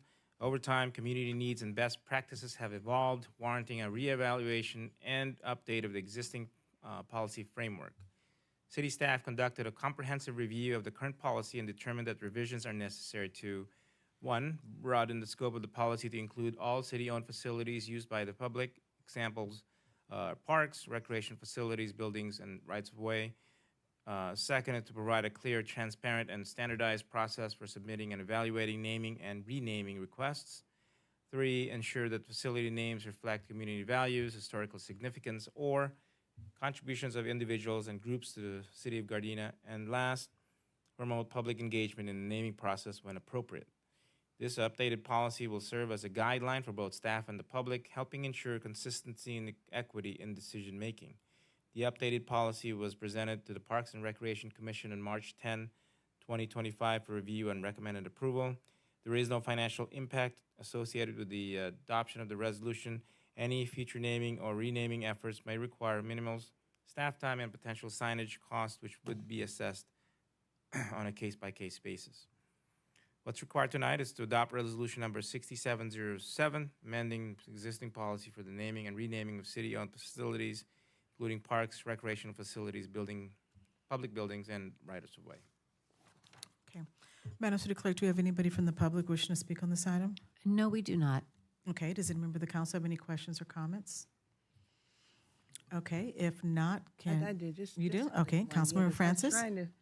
I sat on that committee, I don't anyway, for the original one. So I was just trying to figure out what was, exactly which part was amended. I still couldn't, which part of the, maybe said so, and I didn't, No, let me ask. what was, I still We can't. don't have a red line version, but perhaps Director Santine may be able to. Before she gets up there, I do want to note for the record, Mayor and council members, that I apologize. There was a typo to the Exhibit A, which contains the policy. On Section 4, subsection E, that states the matter shall be scheduled for city council meeting at least 30 days. It should say, instead of Section 6, it should refer to Section 5. Yeah, I was going to ask. Thank So you. I apologize for that. And we would ask if the council does adopt the resolution, that it be with that amendment. Okay, thank you, because that was my other question. I'm sorry, that is not Section E, but instead Section 5. No, it says Section 6 on E. It says Right. Section 6. but On there's Section 6. Section 5. 4, subsection E, in the sentence, it references Section E, and it should instead reference Section 5. Okay. Okay. Section 6, it should be 5. Correct. Good evening, members of the council. The changes that are included are actually noticing to the community.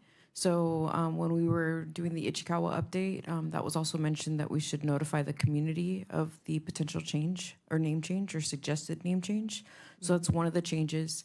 The other change is the process. So now it would be submitted through the city clerk's office and then referenced to the city manager's office. So there's a cleaner process of how a name change could be suggested. There's also the inclusion of the 1-year delay. So if you wanted to honor someone that just passed, you'd have to wait a year before you do so. Okay. And there's another question I had. Okay. So basically, the wait period for 1 year, and I think this one includes rooms, and the other one didn't include rooms and Right, so it's streets cleaner. and It's alleys. it provides more detail on what can be named. So this is basically an entire city thing. It was before, it was very specific to our department. I'll find the paperwork on it, but that's okay. Well, it was attached. So No, the original policy, I couldn't right, see the it. original policy was attached in Granicus. In Granicus. Okay, That's the but type not- version we're looking at here, correct? Right. Do you have that under yours, the type version? No, I have the Exhibit A, but I don't have the, So there's multiple attachments. On the agenda, I believe you can click on, it's called CC Meeting Agenda PDF, and you're able to see it. yeah, maybe I missed something.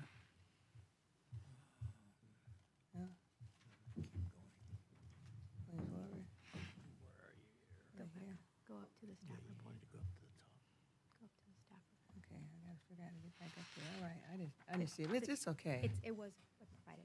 Yeah, thank you. Yeah.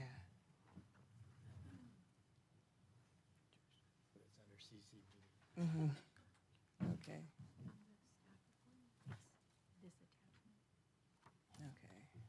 I can find it.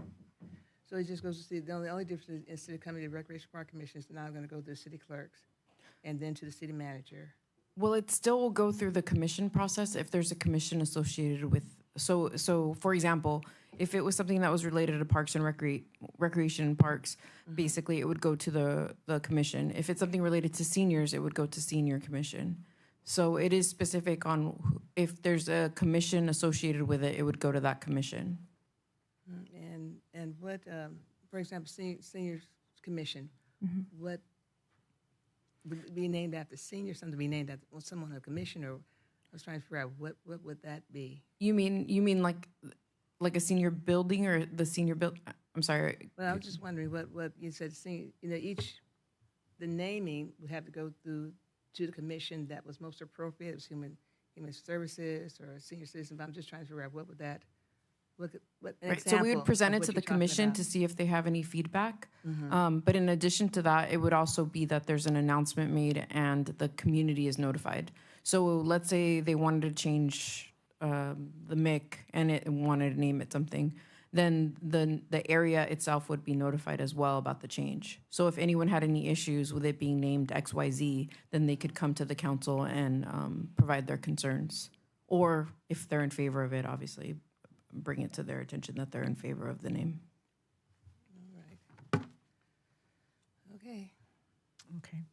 Any other questions or comments? No? Okay.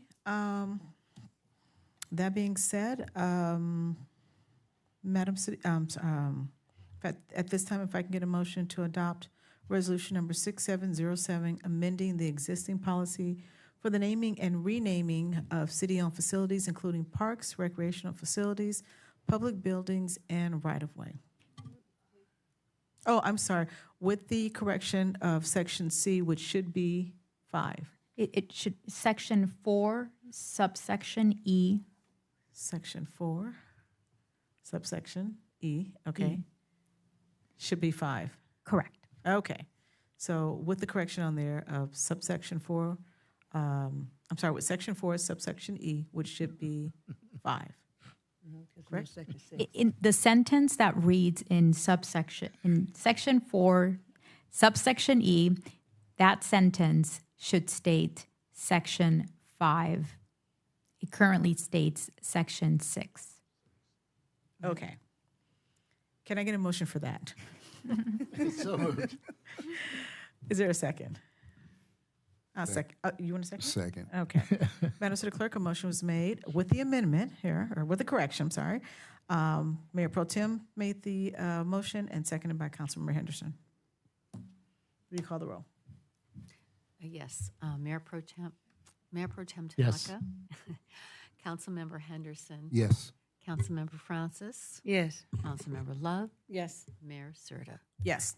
Next up is council directives. Does any member of the council have any directives at this time? Councilmember Henderson. Thank you, Madam Mayor. I just have one directive. The budget forum for the community was great. Community member referenced to me that it was poorly attended. So my directive is if we can figure out a way to communicate events like the budget forum, the committee, either through the finance committee, the PIO, city manager's office, admin services, to figure out a way how we can get more people involved in the situations like the budget forum. And the purpose of this directive is to increase community participation at our budget forums. A reason why the directive is warranted is to reduce miscommunication, misinformation, and any misinterpretation of the budget process. Ways the directive would directly benefit the city: raise our collective awareness about our city's finances, our strengths, weaknesses, opportunities, and threats, and increase the engagement. I'll second that. Okay. All right. Madam City Clerk, did you get that? And I wrote it down, too. Okay. Are there any other directives at this time? I have one. So after reviewing the memo provided by staff regarding the Wall of Fame procedures, I'd like to see if we can bring back or direct the staff to move forward with updating the current procedures for the city's Wall of Fame with the following staff recommendations. The first one would be no council member may be appointed to the committee. This is to ensure that all the nominees have a fair selection process. The second thing would be the nomination packets can be picked up and submitted at City Hall at the city manager's office. The third thing would be the city manager's office would compile and present to each committee member a selection package that will include copies of the nomination submitted, as well as a written explanation of eligibility criteria. Also, the fourth thing would be the city manager's office staff will organize the Wall of Fame committee meeting and facilitate a discussion on the selection process. And additionally, I'd like to just request that the updated procedures be placed on the agenda for the city council meeting scheduled for July the 8th of 2025. And according to our directives here, the purpose of this is to continue to recognize individuals for their extraordinary service to the city of Gardena and who have significantly contributed to the betterment of our community. The reason for this directive is so that the integrity of those honored on the Wall of Fame is maintained, and the benefit would be to continue the tradition of the Wall of Fame. So hopefully I can get a second on that. Second. Okay. Madam City Clerk, did you get that my second was Councilmember Mayor Pro Tem Tanaka? Yes, Mayor. Okay, and I'll write this out for you as well. Thank you. Okay, are there any other directors at this time? Okay, if not, we'll go to the city manager's remarks regarding our previous directives and council items. Mayor Serta, members of the City Council, we're still working on prior directives. The only one that I can report that we completed was the Wall of Fame procedures, but we already have a new directive on that directive. So Sorry. that ends my report. Okay. Okay, with that being said, we're going to move on to council remarks. We're going to begin tonight with Councilmember Henderson.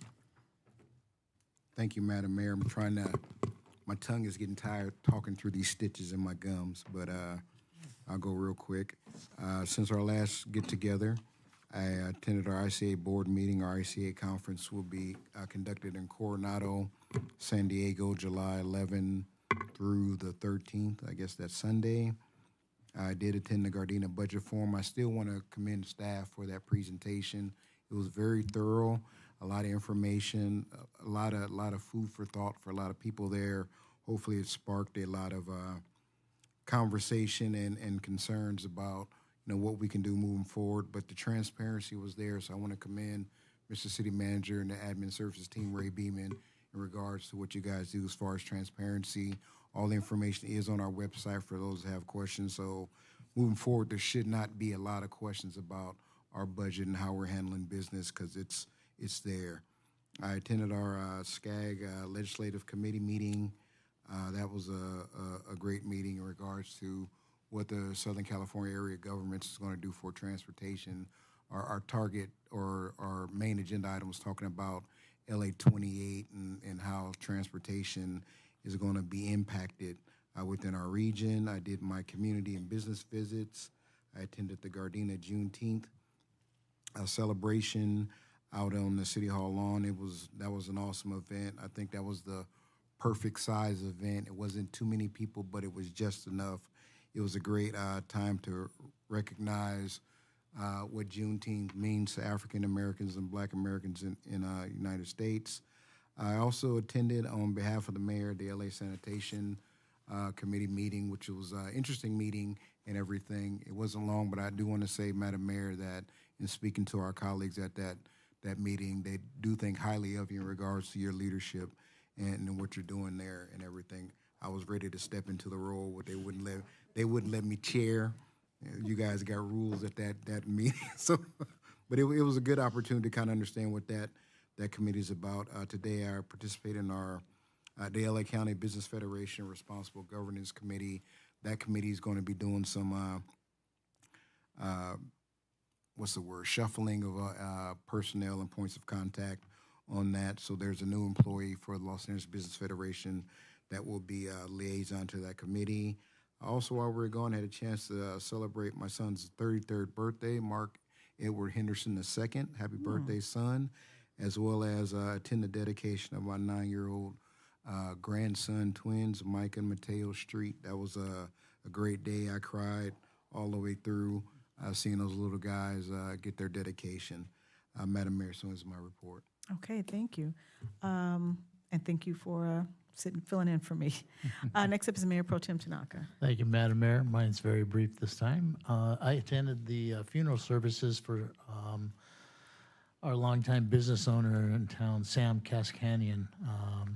It was in Glendale. It was a really great tribute and a great memorial for a man that loved this city and contributed a lot to us. And we'll always remember, he said, "Oh, what a country." So I chaired the COG Homeless Task Force meeting. We're still dealing with trying to get our Measure A funds distributed, so we're working on that. I actually took a tour of the Torrance Refinery. There were some of us from the COG that attended that. I was quite impressed with this place. It's unbelievable, the operation that goes on behind those gates in Torrance, and they're right now going through a refurbishing process. But I was quite impressed on how clean, the things that they've done to change everything there to make it safe, especially the air quality stuff. So thanks for that Torrance Refinery tour. That was great. Attended the budget forum at the Nakaoka. Clint and Ray, you guys, your entire department did a really great job. And again, just like Councilman Henderson said, wasn't attended very well by the public, but I think the people that showed up actually were impressed by your presentation. There were a couple of really great questions that were asked. And I think the transparency was there, so thank you very much for doing that. Sorry I missed Juneteenth here. I had already planned on being someplace for another Juneteenth party. So thank you, Mark, for being there. I heard our Congresswoman was there to come and get involved in our festivities, so that was a good deal. Lastly, I presented a certificate of recognition to Sensei Ihachi Ohara.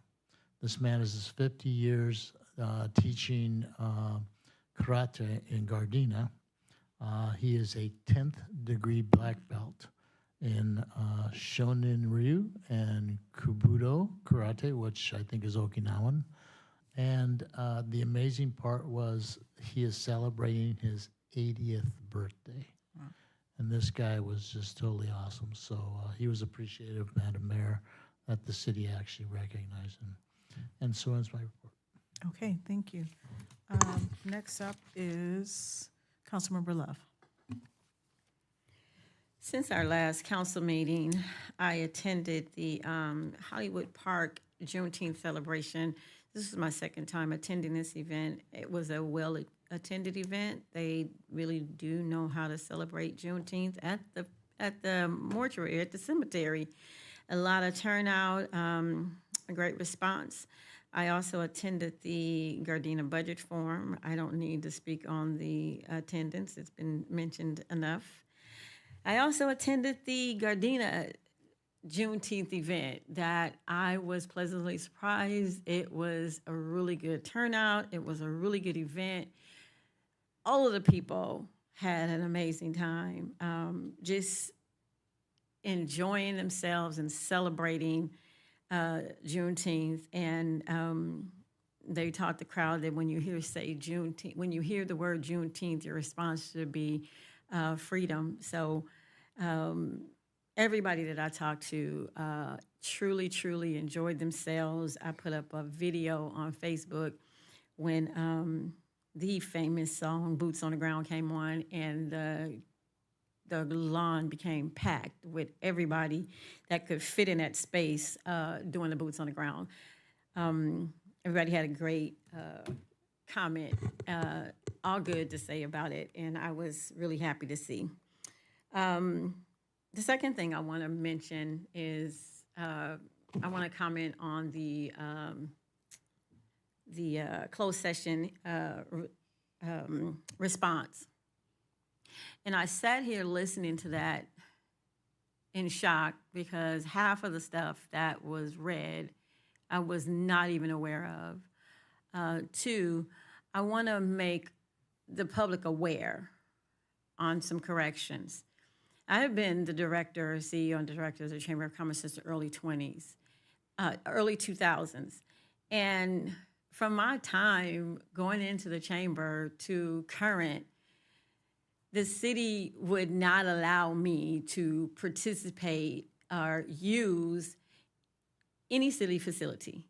The only city facility that I was allowed to use was City Hall when we started the tree lighting ceremony.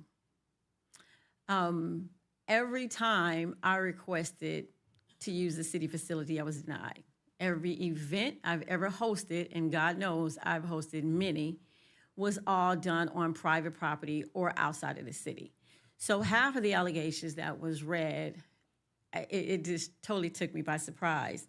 But I'm not surprised by the outcome of this one or the last one because as the community can see, I've been the outcast since I was elected to this council. No matter what I say, no matter what I do, it's going to be denied or it's going to be turned down. Something as simple as when I first came on, I asked for a cell phone instead of an iPad so my constituents could reach me, and I was denied that. I was denied my first trip to the sister city in Japan. I was denied everything that I was denied being mayor pro tem, anything and everything. And so I'm at the end of my term, and we all know that an election is coming. And it is so petty to the things that my colleagues on the council on the dais with me are willing to go through, because prior to these allegations, if you Google me, you found nothing. I'm not a bad person. I don't harass staff. I do ask questions. I've always used my voice. I will always continue to use my voice. I will always ask questions, and I will always advocate for my constituents in my business community. And if I can't ask questions, then I want my residents to understand that you guys have a problem. I challenge you to fact check everything that I say. I think there was a reference that I complained because I'm not in the photos. Well, fact check that. We just watched the video tonight. I stayed at the Juneteenth event, but not one photo. My colleague, Mark Henderson, who popped in and didn't stay that long, he was in the photos. And I don't really care about the recognition. I post enough on Facebook to show that my presence is there. But I really need the community to pay attention to what's going on, because it's more than what's appearing. Half staff is afraid to talk to me. They don't know whether to give me a hug or stay away. It's been set like this since I've been here. I'm not going to change. I'm going to stay who I am, and I'm going to continue to do what I'm doing. And that will be on behalf of my constituents, and I will not be silenced by my colleagues. That ends my report. Okay, thank you. So next up is myself. So since the last council meeting, I only attended a couple of things here. The first one was the going away party for the president of Sarah High School, Mr. John Moran, who has since accepted a job up north. And so they had a great going away party where people got a chance to just share the wonderful contributions that he's made to Sarah High School. And, very fortunate to have had the opportunity just to be there and thank him for his service here. And he went on and on about how much he loved Gardena and all the different representatives from our staff that has worked with Sarah High School. So that was kind of sad, but they're pressing forward, and I know that their principal there is going to continue to do great things with us. The other thing the event I attended was the funeral services for Sam Kiskanian of Sam's Autoland. the funeral services, with my colleague there. And, it was a sad day, but at the same time, it was also celebrating the life of a really great man who's contributed a lot to Gardena, not only with his business, but just all the different things that he's done as far as helping the city out, donating, sitting on various commissions, and so on. Probably more specifically, the Police Foundation, which benefits the police department, and of course, the police department, it benefits the entire community. So, my colleague and myself, we did present a certificate and just kind of gave condolences on behalf of the city of Gardena. Later on that day, I attended Yaba TV's Juneteenth event that was held in Long Beach, another great event celebrating Juneteenth. I apologize, I didn't get a chance to celebrate our Juneteenth, but I was out of town celebrating Juneteenth elsewhere. So those are all the things that I've done since the last council meeting. But I would like to just respond to the statement that was just made by my colleague. It's unfortunate sometimes when city council members get up here and lie. And I'm just calling it as it is. When I hear a statement like Councilmember Love was denied the trip to Japan, that's not true. She was asked several times to go. She conveyed to our city manager that she decided she wasn't going to go.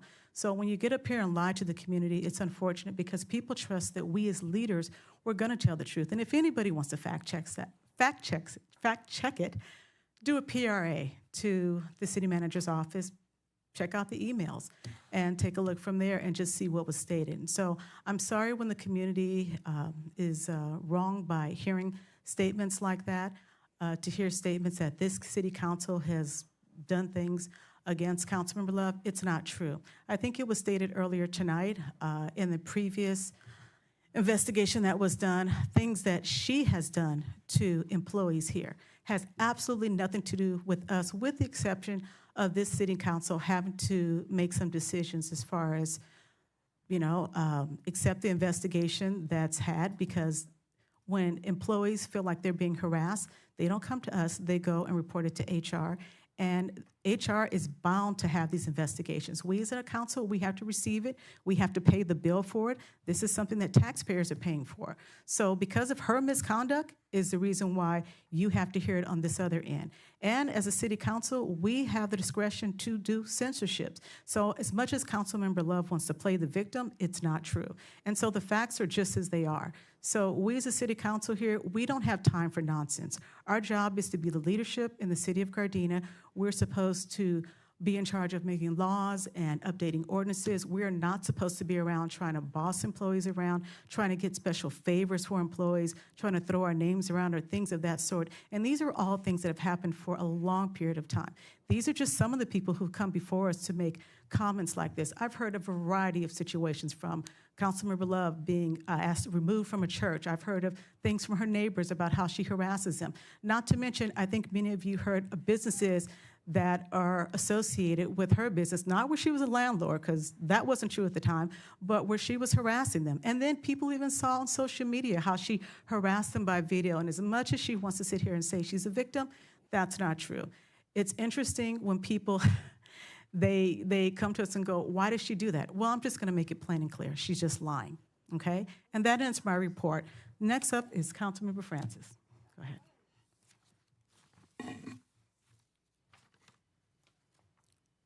Good night. Okay. That being said, we have a couple of announcements here. Let's see, coming up, we have Citizens Leadership Academy here. Registration for that begins Monday, June the 16th. So we're going to have an engaging 6-week session beginning Thursday, September 4th, 2025 at 6 p.m. And there's a series of these here, September 4th, 18th, October 2nd, 16th, October 30th, and November the 11th. There are 20 spots available, and for those people who are wondering why they should participate, you can learn how decisions are made, how city funds are allocated, and how departments operate, along with many more things here. And all of these different times that they're having their sessions, there will be dinner provided. Also, we have our Women's Self-Defense Workshop, which will be Saturday, June the 28th. Join us for a free self-defense workshop where you can discover techniques to protect yourself in challenging situations. This will happen at Thornburg Park, which is located at 2320 West 149th Street. And the times will be from 9 a.m. to 10 a.m. for ages 9 and up, and from 10:15 to 11:15, also ages 9 and up. To register for this, you can go to cityofgardena.org/events. We also have our 4th of July celebration, which is Friday, July the 4th, 2025, from 5 p.m. to 10 p.m. at Raleigh Park. If you don't know where that's at, it's at 132nd and Van Ness. It'll be a fireworks show, kids zone, food trucks, and fun activities. And then also we'll have our Gardena's Show and Shine car show and concert, where we'll have cool cars, live music, and food trucks. This will be Saturday, July the 12th at Raleigh Park from 10 a.m. to 2 p.m. And there is a car registration, excuse me, a car registration. You can begin doing that. It's already started June 9th through July 7th. It's free to register, and all cars are welcome. There'll be several categories that will be judged, and we definitely encourage pre-registration. And you'll see some performances by the Neighbors. I guess the group is called the Neighbors, as well as Little Tony Bennett. So bring your lawn chairs, blankets, and get ready for a fun-filled day. And then this last one here is something that's being offered through the Sanitation Board.